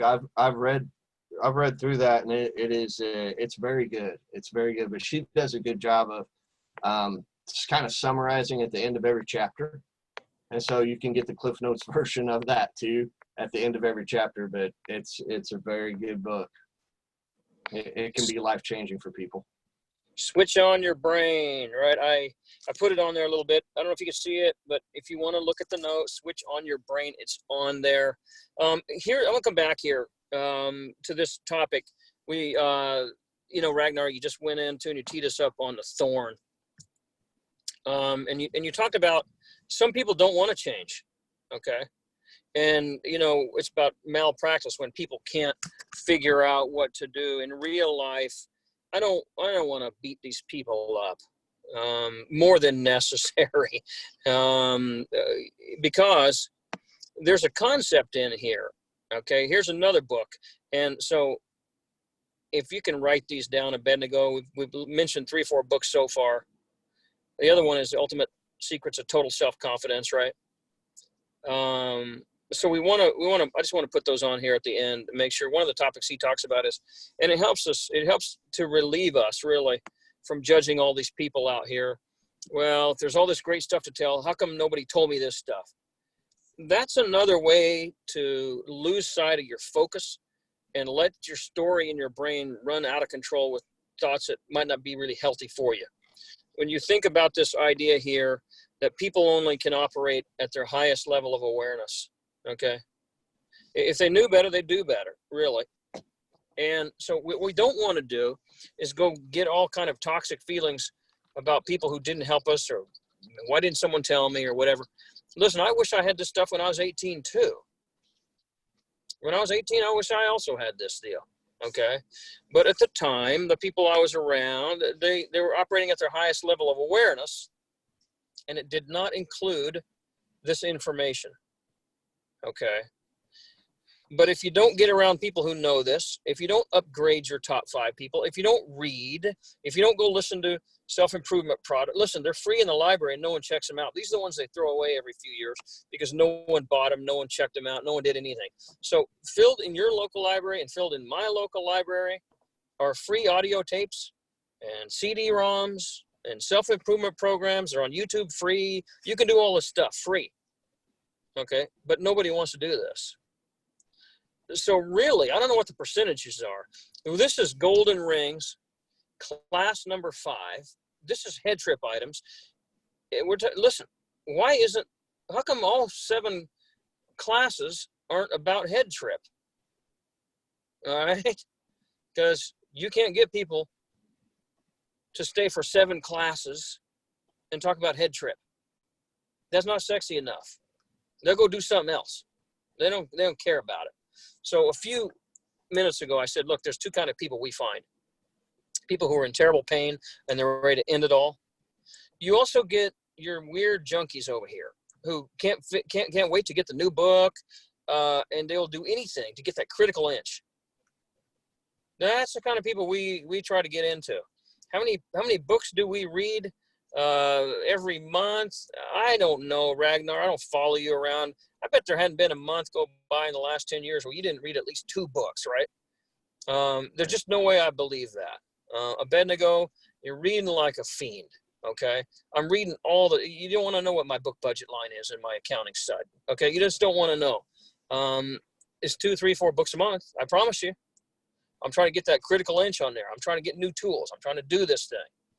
Now, as I get older, you get to this realization that, man, I only got another few years on this earth if I am here that long. I might get home today. I don't know that, okay? But while I'm here, I want to operate at my highest level, and I want that highest level to be higher and high. I don't want, when I'm 70, if I live that long, to have the same level of awareness I had when I was 50. So you got to take a jump in awareness somehow. And the tough part about realizing this is that it's hard to get new awareness without going through pain. Okay, I'm going to put this up on here. This is a really, really difficult thing for a lot of people to understand, is that right here, it is so hard to pick up reality. It's not free. There's a tax on this. You don't just get to have cool new awareness on this thing, because it means you're going to usually have to go through some kind of pain to get that. You're going to have to lose a loved one, lose a job, get fired from a job, get dumped from your girlfriend. Something tragic going to happen to shake you off center. Otherwise, we're good in cruise control mode, just going along here, okay? Unless you get jarred and shaken off center somehow to go chase down awareness and try to find a way to get closer to reality, it's not going to happen. Now, the really sad thing about it is so many people have tragedy in their lives, but they didn't increase awareness. They had all this stuff, and I think it's Mark Twain said, man, the really sad thing about all that is, you know, you had all this stuff here to learn that, but you didn't learn the lesson of all that pain you went through. Okay. And it is really tough. But again, I don't want to pick on the people who didn't come and find you and do all that stuff. Look, they're only operating at their highest level of awareness. Okay. I don't want to, you can't go blame the junior high kid. They have 7th grade awareness. What we have trouble with though, okay, is a 30-year-old, a 50-year-old who still has 7th grade awareness.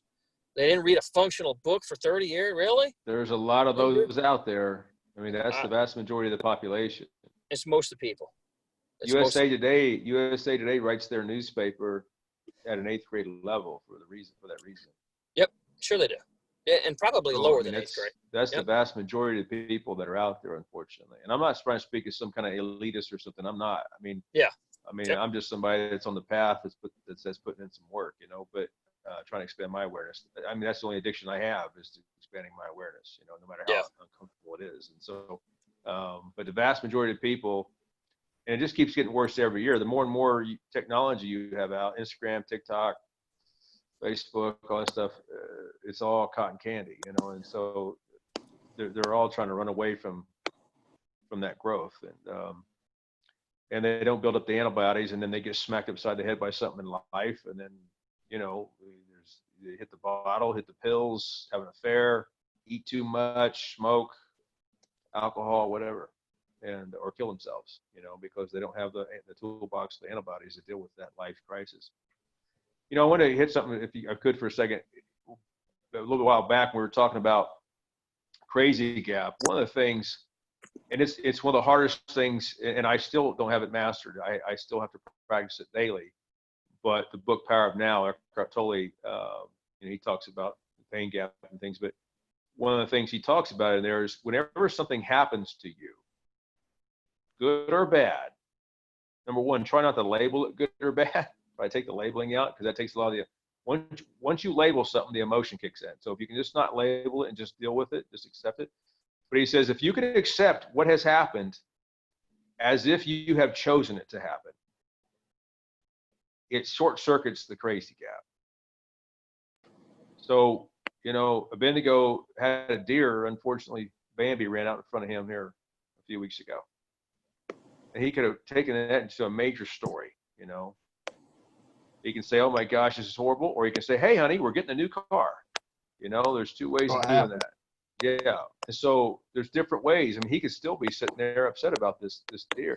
Or, hey, honey, nobody died. We're getting a new car, you know. And so if you can choose, it's a tough one, but it does short circuit it. When you're in a crazy gap, whatever has happened to you, if you can accept it, total unconditional acceptance, as if you've chosen it to happen, because I know this is going to teach me a lesson. There's going to be something of value that comes out of this. You can get to that quickly. It short circuits the crazy gap, and it automatically puts your brain into solution finding. I've studied the Power of Now for probably 19 years. Found it during a dark time in my life, and my version of that is so marked up and inked up, and paper is like Kleenex in there now. But there's not a week goes by that I don't grab that book. It's always by my bedside. But it's full of teachings like that. But that's one of them. Unfortunately, I was able to meet Eckhart Tolle back in 2003 in Chicago at a meeting. But this is a really genuine dude. People may have seen him on Oprah. She did a series with him. But anyway, that's tough, because something happens, you know. Archie, you know, Abednego had this situation this year, health-wise, you know. It's as if you've chosen it, you know, accept it as if you've chosen it to happen. That's a tough one. You know, that's one thing was, you know, get a leak in the roof. Okay, I'm going to short circuit that. But when you have health stuff happen, or something, you know, you lose your job, or something visceral kicks you, it's tough to do that. But what if you go down a little bit further, what that's saying is, accept total responsibility for your life, everything in it. Now, if you take that goes back to Brian Tracy, Jim Rohn, all the top, Earl Nightingale, Napoleon Hill, all the top self-help development people in history of this country, all the brilliant minds, all the classic books. Their thing is take total unconditional responsibility for your life. If somebody shoves you out in the mud, well, you were standing close enough to the mud to be shoved, number one. Number two, it's your responsibility to get out of that mud. So take total unconditional responsibility for everything in your life, everything. The relationship you're in, the money you make, the size of your waistline, you got a PSA test, whatever. Obviously, you didn't do anything, but you're responsible for how you respond. You're totally responsible for how you respond. And so the teaching in Power Now there is basically saying, choose whatever accept whatever happens to you as if you chose that issue to happen. Well, that's just a different way of saying accept total unconditional responsibility for everything in your life. And when you do that, I talked about it last time about external locus of control and internal locus of control. When you accept everything as if you've chosen it to happen, or another way of saying, if you accept total responsibility for everything in your life, good or bad, then that gives you that internal locus of control. And now you feel safer. You feel a different energy. You feel hope. You feel a motivation to move forward, to get out of the mud. Does that make sense? Yeah, I put this thing up on the board, TUA, total unconditional acceptance. That's one of the acronyms. We've come up with a lot of acronyms, and you're learning those as you go along in this series. It's a tough deal because I think most of the time, Ragnar, right? Well, I know most of the time, okay? This isn't taught anywhere, okay? What we do instead, we teach all these kids while they're in the program period, 7 years, maybe up to second, third grade. We teach them, figure out who to blame, figure out who to hate. Okay, who's the boogeyman? Somebody made you. And we have a whole, what we have now, Abednego, is we have a whole society of victims, of martyrs, okay, of people who have this mindset, Ragnar. Oh, I don't know, I can't help it, man. I'm poor. How many times? That's the biggest boogeyman out there, okay? Or my birth. Man, I was born in the wrong family. I was born in the wrong place. Nothing can happen in the cities, or nothing can happen in the rural, or nothing can happen in the cold, and it just goes on and on. Okay, so we've turned everything into a boogeyman, and we've turned everything into an excuse. So all over this country, and the sad deal, this is not how this country was developed. Okay, and there's people fighting over that right now all over the country. I'm not going to get into all that deal. We went to the moon. Surely we didn't take the moon from anybody. All right. Surely there's nobody living at the South Pole. Surely no one's living on top of Mount Everest. We took all these places. We conquered all these places. So in our country today, where it's hard to talk about, we took this land, we conquered this, everyone wants to be a victim somehow. Oh, somebody took our land. Somebody made their money on all the people. We didn't make any money on anybody going down to South America or South Africa or Antarctica and going up to Everest and going to the moon. These were things that we conquered and we took over somehow, okay, because we didn't want to deal with excuses, and we went out and we did all this stuff. Now, people died along the way, or maybe a rocket ship didn't get off the launching pad, or whatever it is. When you talk about this, Ragnar, total unconditional acceptance, it's very hard to teach that to a person who's a little bit older after they've been programmed to be victims. Okay, so if you come from smaller schools, we don't have a chance out here. Nobody likes this. This is terrible. When you come from a bigger school, they have their built-in stuff too. Okay. The bigger schools. It's not riding a bike. I mean, I still study that book weekly, and I virtually have that book memorized. But I study it weekly because it's one of the most functional. I've told you many times that if I was on a deserted island and I could take, I had a choice of a couple books, that would be one of them. Because for me, it's just been such a functional book, and everything I've applied from that book has worked, not just for me, but for people that I've seen that have been in need. You yourself, when you came up after a tragedy in your life 6 years ago, Mm-hmm. Yeah. We had dinner and walked you right across the street to the bookstore, and I went and I grabbed that book. Yeah. And I gave it to you. And so that, because I knew there was a crazy gap there. Yeah. And that your subconscious computer was trying to find an answer, trying to find that missing puzzle piece, trying to go back in time. Your subconscious is trying to cooking on that. Yeah. And a form of PTSD. And the only cure for the missing puzzle piece is to accept total unconditional acceptance that the piece is missing. Yeah. And so Yes. that's what that book goes over really well, I think. It's a really valuable lesson at that time, and it still is. I still have that book. I still got your name in it. I wrote it in there, what was happening, you know, and when you have tragedy in your life like we did at the time, okay? When you lose your two parents in an accident here, this is a major crazy gap. And you're right. You're running around. I'm going to tee that up for you, Abednego, on missing piece. It's been such a, and let me go back here real quick. This page here is blank. You guys can see this. We're going to put our top tips on here. I don't, again, we're about functional side here. I don't want to leave and just sign off and say it's time to go. So we're going to put in here 6 to 7, 8 things. We're going to come back to it on page 9. It's blank for now, but we're going to come back. Abednego, this missing piece thing, okay, it's something we've developed, and all of our guys know what this is. Ragnar, I'm going to come back to you if you can take a note on this about what it means to, you talked about emotional tug of war. When Abednego's done with missing piece, I want you to go back in. Don't pick up the rope. Don't play emotional tug of war with these people. Just drop the rope. Drop the rope concept. Ragnar, I want you to go to drop the rope after Abednego. Get a set up here. I'm going to keep taking notes. Get a set up on missing piece and what that's meant for our guys. You know, I think we've all probably put a puzzle together at some point.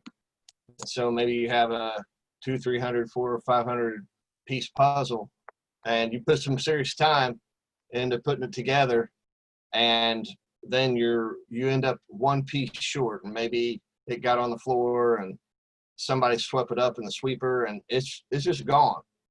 And you've got the puzzle done, but it's not completed. It's missing one piece, and your mind will go crazy trying to figure out where that piece is. You'll turn the house upside down. You'll look in the couch cushions. You'll look in the pockets, and you'll go back to those things over and over and over, thinking that you're going to find that piece. And it just becomes this all-consuming thing where that's really, it's taking up all this RAM in your mind. You know, I've had that with, had a really special buck knife. It was one of those really little knives, but it was just easy to put in your pocket and, you know, pretty much go wherever you want to go. And it had some sentimental value to me, and I lost it somewhere. And I can't tell you how many times I went back to the same pants, to the same shorts, to all the same places, same drawers over and over, thinking, okay, wait, I think my mind has figured this out, because your mind will continually go until it figures it out. And if it doesn't figure it out, if you can't somehow take care of that missing piece, then your mind just can't let it go, because your mind has to figure it out. It has to come to some kind of conclusion, it has to fix it. And so, you know, how I fixed the knife thing is I just went and bought another one, and that fixed it, you know. And I don't think about where that other knife is. You know, if I found it, it'd be great, but it's not consuming my mind anymore. I'm not trying to find a solution on it.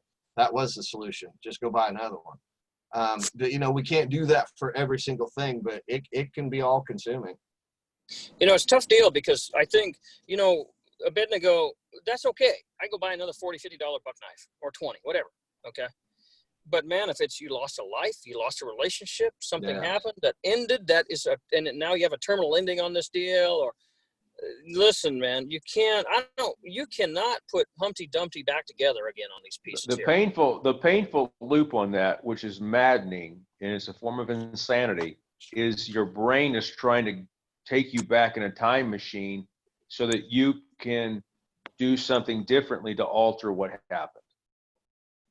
That's kind of what your brain, if you think about it, whether it's a breakup or an accidental death or something, your brain is trying to get you in a time machine and take you back. If I just think about it a little bit more, maybe I can alter what had already happened. And that's where the insanity comes from. And so you need to have total unconditional acceptance of what is. What is. You know, this, you don't have to like it, and try not to label it, because once you start labeling it, your emotions get involved, and then your thinking is not objective anymore. You're thinking subjective. And it's really hard when you get smacked in the face like that, not to start labeling things good and bad. But the more you label things good and bad, you're going to invoke your emotions. The more you invoke your emotions, the less of a critical thinker you are, and the less objective you are. It goes back to the 5 C's of Alpha communication, or Christ communication, of being centered. The way you're being centered goes back to the 3 knobs. So all this stuff ties together, because once you get smacked in the face with an event like that, whether it's a health scare or a death or something emergency, lose a job, as soon as you start creating that story and labeling that, there goes the emotional waterfall. You know, the domino effect is going, and that's a slippery slope once it gets going. So the best to stop that in the beginning. One of the things that I've done in the past when I try to reprogram and get some of this in my head to stick is I've had a rubber band around my wrist. And so whenever I feel that emotional slippery slope kicking in, that domino hitting over, I'll look at that and I'll snap that rubber band and on my wrist, and it pulls me out of that state and gets me into a more resourceful state. And, you know, I've used that off and on, and I've taught that to many people. Anytime you're trying to, you know, if you're trying to lose weight, you know, have a rubber band there. You don't have to snap it. You just see that rubber band 500 times a day. And every time you see that, it reminds you of the healthier physique you want. And so that it makes your unconscious eating habits conscious, more mindful. So you can use it for anything, but that's the best way to help kind of change that state. You have to increase your awareness. And the best way, you can't increase your awareness if you're just walking around in a subconscious haze all day, an unconscious haze. And so something like a rubber band, things like that, help you. Writing down affirmations every day, little notes on the bathroom mirror, refrigerator, maybe in your car, things like this, just to bring it back to your consciousness. Bring it back to your consciousness. So eventually it sticks there, and then that's when the new behavior will happen. Hey, Ragnar, go back to the other topic I tried to cover there. If you can get that and pick up that real quick. War. Yeah, go ahead on that one, and we're going to finish up here in a minute. But go ahead. There's a couple more I still want to get to. Go ahead. Well, I kind of touched a minute ago. You know, I told you this story about that teacher getting chewed out basically by someone, and his student seeing it, and the student coming up and saying, "You didn't respond at all. You should have given him a piece of your mind." And he said, like I said, you know, if someone offers you a gift and you don't accept it, who does it belong to? Now, that's an easy one to talk about. It's a great little philosophical story. It's hard to do when somebody's in your face because your fight or flight kicks in. And so it's hard to do that. But again, how is that teacher that's taking that butt chewing able to do that? Because A, he's changed his focus. B, he's got a different story he's telling him in his head. And C, he's belly breathing. He's doing so that teacher in that scenario. Now, his student that watched it go down was not in control of his 3 knobs, because he wanted to go over there and jump on that guy that was verbally assaulting his teacher. But the teacher had complete control of his 3 knobs. He focused on something in a way that didn't get him upset. He focused on, this is this guy's problem, not my problem.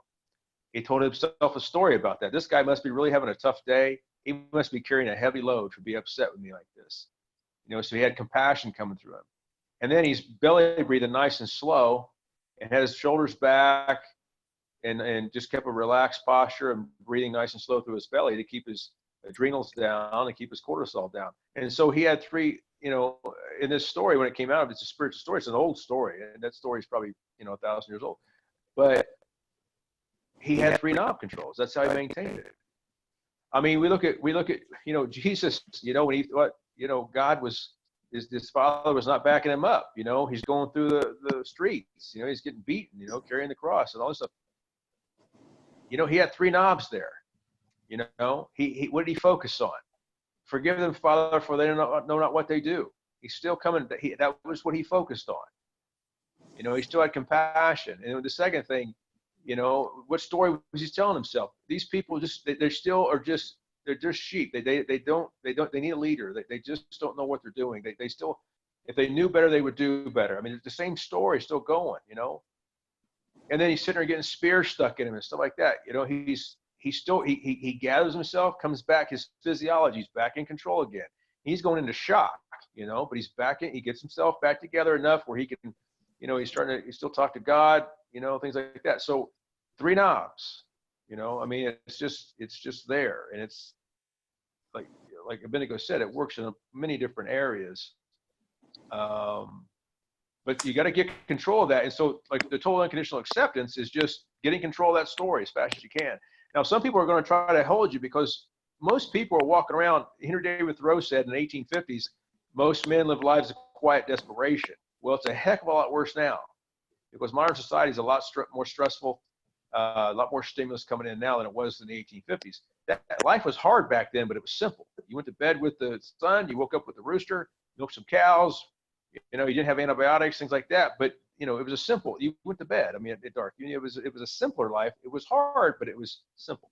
And so now you got all kinds of technology and things like that. So people are trying to hand you tug of war ropes all day long. You click on the news, you see a headline on there that you don't like. There's a rope being handed to you. You get a thing that comes across Facebook, rope. Somebody honks at you in traffic. There's another rope. You know, you get to work and something didn't turn out right at work. There's a rope. You know, your paycheck was supposed to get automatically sent to the bank and now it didn't. There's a rope. You get furloughed for 2 months because of the Rona. There's your rope. So you're getting handed ropes all day long. It's your choice to not accept that, to be just like that teacher was who didn't accept that argumentative person in his face. It's your choice. Now, it's hard to do that. If it was easy, it would be naturally done and everybody would do it. And it's something that I feel has to be maintained. I've been working on this for 20 some years, and, you know, I'm a lot better at it than I was a year ago, and I'm much better than I was 20 years ago. And I know I'll be better at it next year than I am this year. So it's not riding a bike. It's a skill set that has to be maintained. But when those people, we have this tendency that we feel because it goes back to the 6 people that carry the pallbearers, Crusader. We talked about earlier, we kind of bring it all back to home. The 6 people that carry your coffin are carrying that coffin because they have been vetted, they have shown value, they have had your back, and there's been a mutual love there. Anybody beyond people that have been qualified like that tries to hand you a rope, you should not have that tug in your heart to grab that rope. That should not even emotionally have a tug there. Only people that you should grab a rope from are somebody that has been qualified by you through vetting, that they have proven themselves through actions and deed to have your back and your best interest and be a brother or sister in arms. Those people hand you a rope, then you need to stop and think about that and should I or should I not grab that rope? Why are they handing me the rope? And spend some time cultivating that and trying to understand that. But anybody outside that circle of people that tries to hand you a rope, it shouldn't take you more than half a second to discard that rope because they haven't earned the right to have you touch that rope. And that's hard to do. All these things, especially if you've been programmed to be a people pleaser your whole life, that kind of thing, that's really hard to bolt on. And that's where it goes back. It's good to have a group of people around you, that kind of thing. It takes a super strong person to be able to acquire these traits by themselves just by reading a book or YouTube or whatever. You know, you need to support group. You got to have a few people, like-minded people that are kind of working on this together, kind of like we're doing here to do that. Does that make sense? Ragnar, here's the funny thing about all that. And this is such a powerful concept for us, really. It's very similar, you know, when we talk top 5. We could expand that easily and we wouldn't hurt anybody, you know, eternally or any other way if we said top 6. And doggone it anyway, if the coffins didn't just have 5 handles, so we could just make it our top 5 rule, but they have 6. I don't know, however, okay? But, you know, it's the same issue on this Abednego that you talked about today. Look, your pallbearers, you cannot be giving these people all kinds of votes on this. Now, it comes back to the guys on this, because how many of these guys are out here trying to find bullets or a rope, and in their life, when you get to the bottom of it, it's the same. There's a girl at the bottom of it somewhere. It's either sex or shame. on Jayhawk issues, suicide issues. We're going to go into that another day, but they have turned over the vote. They've given veto power, all right, to somebody who doesn't deserve it. That person, whoever they're all up in arms about, I promise you, is not going to be there at the end of the day carrying their coffin out of the church or wherever their funeral home. Okay. And so one of these things that I'm going to go back to is this item, this picture we keep putting up on here about Calvary and Jesus on here, Golgotha. Okay. The place of the skull. Can you imagine being hung up on this after you first of all, he was whipped in the courtyard. All his buddies ran away. They forced this cross on him. He's got to drag that through all of Jerusalem. They shoved this cross, this crown of thorns down on his head. Then they put him up on here. Then they start stabbing him with a spear. Look, all he's thinking about is this concept right here, and it's powerful, one that we've used over and over, ABC. ABC, always be closing, okay? There's always someone right in front of you who needs you. Always be closing. So he turned to one guy and tried to talk to him about something. The guy spit on him and swore at him and whatever. He turned to the other guy, the other criminal. By the way, all three of them are up on crosses, ready to die. And all he can think about, yep, his father left him. His mother's down here humiliated. His cousin John is on the ground in a mess. And he says, look, man, can you take care of mama? You know, that's his last thoughts, okay? And this criminal shows up, always be closing. And he's trying to worry about his eternal soul. Like Jesus didn't have enough of his own problems. Guys, all this. Go ahead. Crusader, the one guy on the cross was not coachable. He wasn't. He's out. He's like grandma that had the negative attitude. And so Christ moved on. Yep. He found out the guy wasn't coachable. Did he spend more time working with the guy? Out. Wished him well. He went to the next guy, right? Yep. He wasn't coachable. Yep. Now, he's not worried about his, listen, Ragnar, he's not worried about his 12 buddies who hit the road, okay? They're done. He's worried about the guy right in front of him he can deal with. All his other buddies, they're out. They're gone. So always be closing. It's one of these things we talk about. Who's in front of you? Who can you work with? If they're not coachable, you move on. If you can't close them, there's nothing you can do. You worry about you. You change you. That's all you can do on this deal, okay?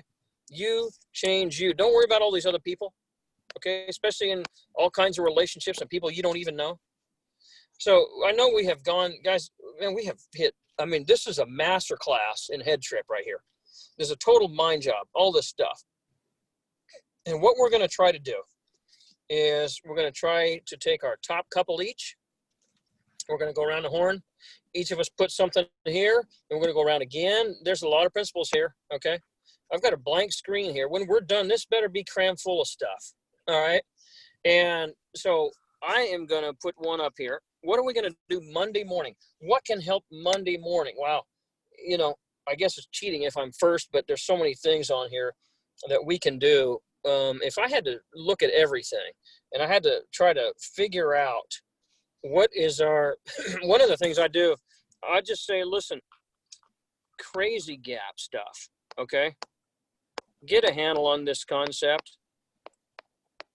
Start diving into this, working on yourself. Crazy gap, okay? I'm going to say this, know it, learn it, okay? Know it, learn it, do it. And this will help you know it, learn it, do it.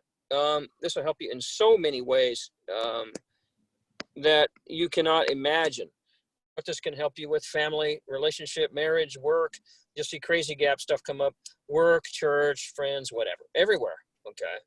And if we go around now, as far as Ragnar, give me one. I think the biggest thing to help you with the focus, and especially the story part, because sometimes the focus hits you, you're focusing on the negative before you even realize it, kind of, especially if it's a habit and with all the stimulus that comes in. But I think trying not to label a situation. You spill a glass of milk, the glass of milk spilled, period. Try not to label. Because as soon as you label, you have emotional engagement. And as soon as you have emotional engagement, you start going down the rabbit hole. And so I really think as far as the three knobs, try to change your focus, but sometimes initially while you're trying to develop the habit of the three knobs, focus, you're going to blow by focus before you realize what's happening. You're already going to, the little internal self-talk is, oh my God, I can't believe she just did that. All right, whatever, the traffic jam or the big boss or whatever. It's going to start before you realize it until you build that awareness muscle. So I think initially the best way to control the story is just not to label it good or bad. Just keep it neutral. Keep it neutral. And as long as you can do that, you'll maintain a more resourceful state. And then once you've maintained that resourceful state, you can go back to the first knob of focus and then start changing your focus. I mean, I've been working on this for about 20 some years myself. And sometimes initially, especially focus, you blow past that first knob and you have to go back and kind of retro that knob in because it just goes so quickly. Sounds good. And that, try not to label things. That's I'm going to cheat and put that in 3 knobs. That'll bring us up on that. Bednego, what do you got for us here, buddy? I think for me, great Monday morning stuff and stuff that probably helped me the most of anything was the whole concept of you change you. You know, for me, growing up and especially in my marriage, you know, for gosh, better than 15 years, I blamed her. You know, everything was her problem and everything was her fault. And, you know, when I would pray and go, God, you change her, you know, she needs to change. And when we got on this concept of taking that responsibility on yourself, to change yourself, to grow in all these different ways, to grow mentally and spiritually and relationally and physically. And those are ways that Jesus grew, and from Luke 2:52. And when you take that responsibility on yourself to do that, then what happens is the people that you care about calibrate to you. You raise the average of that group that you're hanging around with. And so you pull them closer to where you're at. And so, you know, that's what I did. Gosh, I was miserable for probably 15 years of marriage. You know, and that was my constant prayer. God change her, God change her, God change her. And when I got smacked up the side of the head with this, you change you, and it just made sense. It's like, yeah, you know, I need to work on me. And that's when everything really turned around. She calibrated to me, and things are so much better. And so that's been a huge concept for me, for sure. You change you is that has been a life-changing thing, okay, for all of our group. When you understand, it's always be closing, it's everything wrapped up. When you understand, I can't change another person. I can't get in their head. I can't rewire. I can't, listen, I didn't raise them since they were 7. And even the ones that we raised for the first 7 years, we probably screwed them up somewhere too. So, you know, all you can really try to work is you change you. One of the things I've got to I'll put on mine is this concept here about flipping switches. That is all head trip stuff. This is all about trying to figure out here how to raise state of everybody around you. Okay, everybody around here, you're trying to do this. So on this class number 5, again, 7 golden rings, class number 5, maintain emotional strength. This again is head trip stuff. That's one of the biggest things we can do, and it's easy, it's cheap. You can do it to everybody. You could just set a goal. Okay, start flipping switches, everyone around you. Again, we mentioned this in another podcast, but the concept is, look, the 30-second version is that everyone's walking around with their light switch in the down position. So again, whoever's right in front of you, always be closing. Who's right in front of you? Make sure with an enthusiastic hello, a hug, you know, a story, a laugh. So they're going to leave you in a better state. It's, again, outside game. Okay. And so it's cheap. Doesn't cost anything. You don't have to go buy everybody gifts. You can pick up a phone and call a number, dial 3 numbers every day. Whoever's in front of you, you flip switches, right? Flip switches. I'm going to say flipping switches. And it's something we've all embraced, but it means, look, raising states of everyone around you. Okay. And I think this is something that all of us love. This is one of the most fun things we can do. Raising states of all. I'm just going to say that. Because it's And impossible to raise someone else's state without raising your own. that's right. And so it's a twofer. It's a two. It's a plus two concept. Okay, we've got a couple plus two concepts that we go back to. This is one of them. You raise someone's state, you raise your state. The other plus two, well, the one I think of right now is that you need to have like plus two with a Sharpie on your forehead, okay? Because every girl out there wants somebody who's plus two above them. So this plus two thing, we're going to do another program on that. Plus two is a standalone item that we're going to do, and we're going to develop that. Flipping switches is where I'm going to leave that. Ragnar, what do you got on yours, buddy? Well, I think, we got into the situation a minute ago about the thorn, and I think it's really important. It's painful, but initially, but pretty much everybody's got a thorn out there. And I think it's just important to decide, are you going to try to completely alter your entire environment the rest of your life to not touch that thorn? Or are you going to make the decision to remove the thorn? And it takes courage to do that. But, and then also look back at your life, whether it was a bad breakup, an affair, something that really just crushed you mentally and emotionally, spiritually back in the day. And just, if you can, be brave enough to look back at that event and see how much of your life you have altered as a result of that event. Maybe you're not dating anymore. Maybe you're not dating a certain type of person. Maybe you're afraid to go get a certain type of job, or you're just kind of hindering your career or whatever.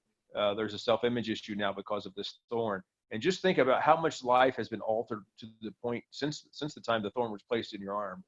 And then, are you willing to do that moving forward? We're only on this rock for a certain amount of time. And are you willing to still keep that thorn affecting every bit of your life moving forward? Or are you going to have the courage to remove that thorn? Yeah, I think that's just a really, it's a tough deal on this thorn, because it's now, as far as what that lesson cost?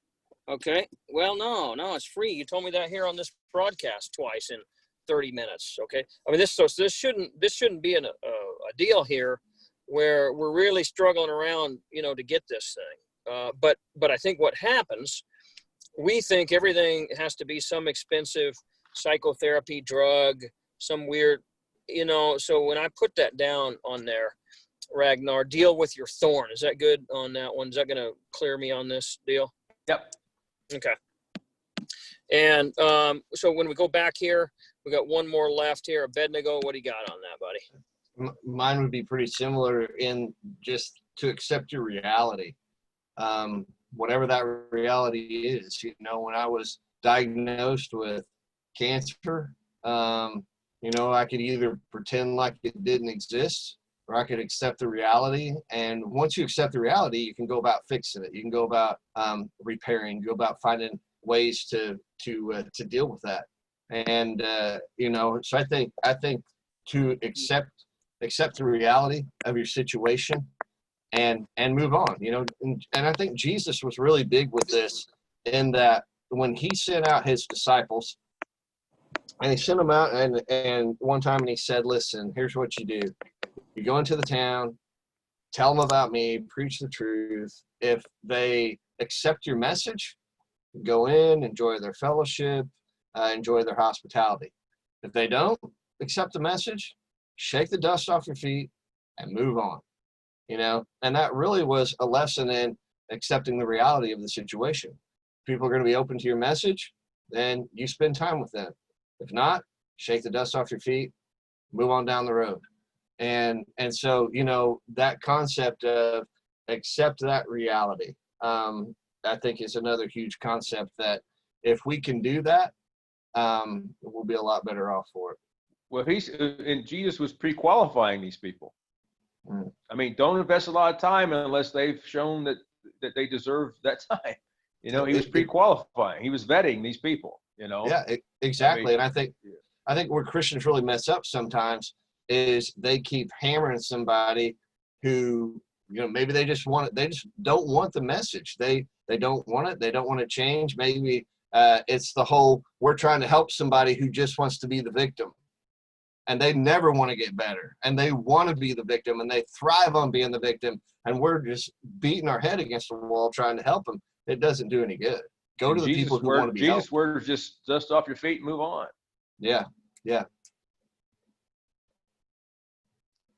I mean, like you said, I don't think that's magnified enough. That little teaching right there, you know, because Probably, like, probably not, because go ahead. but it seems unloving to say, hey, listen, just forget about that person and move on. That seems unloving. But the thing is, you're spending all your time with that person who doesn't want it, and the next person wants it, and they're ready to hear it, and they're ready to receive it and to apply it. But you can't get to them because you're still dealing with this one person day after day after day who doesn't want it. And so, you know, yeah, I think it's because it seems unloving. We just want to keep hammering this one person. But sometimes you got to shake the dust off your feet and move on. Like the famous philosopher that just passed away a few months ago, Kenny Rogers, said, you got to know when to hold them and when to fold them. You know, listen, Ragnar, one of the books that we read early on, you know, in our pursuit of stuff, I mean, it goes way back, but that Cialdini book, okay, about reciprocity. Yes. If they're not showing reciprocity, if they're not receptive, if they're not going to receive you, right? That's a big one with I would say friendships and women, but especially when you're wedding women. If there's not a reciprocity going on there, then she's not seeing you as the alpha hypergamic peak for her. Yeah. Well, she's certainly not seeing you as a solution for her. Whatever if you're not only the one, if you're driving to Tennessee and she's not driving to Indy, then that's not reciprocity. Yeah. I mean, she's got to work through crawling over glass to get to you and jumping over hurdles. Somewhere along the way. And she won't admit that, but that's what unconsciously, that's what she wants, because she wants a high value guy that doesn't just roll over. Yeah. I mean, I know we have a lot of fun with this stuff, but that's another thing, you know, under waterboarding, she wouldn't admit this. Okay. I mean, you'd have to get some weird truth serum, come out of the lab with some truth serum to get someone, but that's the kind of guy that every girl wants. They want someone they have to compete for. They don't want the easy thing. What was that crazy movie in the 80s? The Sure Thing, right? Some crazy teen prom John Cusack. There you go. There you go. The Sure Thing. Look, I would tell you this. I don't care what anybody says. No girl wants the sure thing. And no guy wants the sure thing. Okay, there's got to be some competition anxiety. There's got to be a thing here. I don't want to get this whole thing derailed, because we're really on head trip. It's all part of that, okay? Now, before I close this, I've got 6 items on the board here.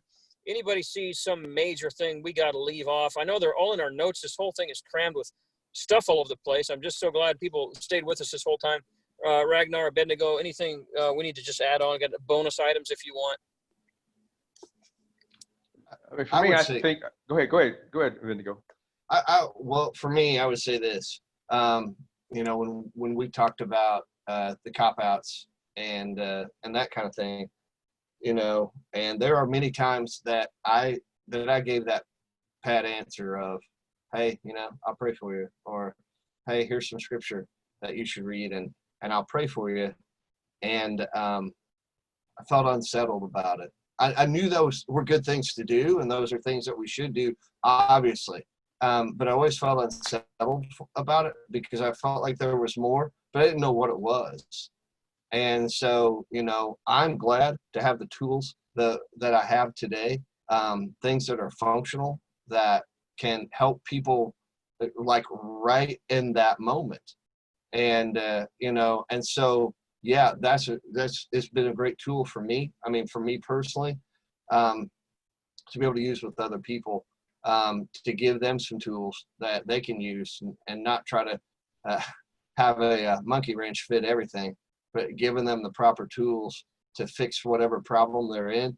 Man, I'll tell you what, that has just elevated the success rate of the people that I work with tremendously. And so, you know, the tools are out there. We're giving you guys all kinds of tools. And so please look at these, internalize these, apply these. It's a big deal, and it's going to help you, but it's going to help other people too. Ragnar, do you have anything? That's all, folks. Okay, I just want to make sure we got this again. If you, and we get people contact us during the week, email, Gmail, whatever they've got out there. Some people text us, call us. You can reach us on email, crusader1921@gmail. Okay. Again, looking at YouTube, go ahead and click that subscribe button below and like that. That'll help us in our ratings and get more exposure to reach more people. There is a ton. I mean, this was, this was a whole master class here in just head trip items. So I am thankful for you guys for so many things that we talk about all the time. Anybody have any topics to send in, go ahead and send that to us. You can send emails. You can do it however. We're going to post this on YouTube here real soon. Any closing thoughts? You guys good? Thumbs up? You good? Thanks. Great. Thanks, guys. I'll be in touch. Let me go ahead and save all of these, and we'll save all of that. And so we're good. There we go. I will check with you guys another day. Signing out for the PMC boys. It's been a great day, and Crusader is out. You guys have a great day. Thank you. Thank you. Thank you.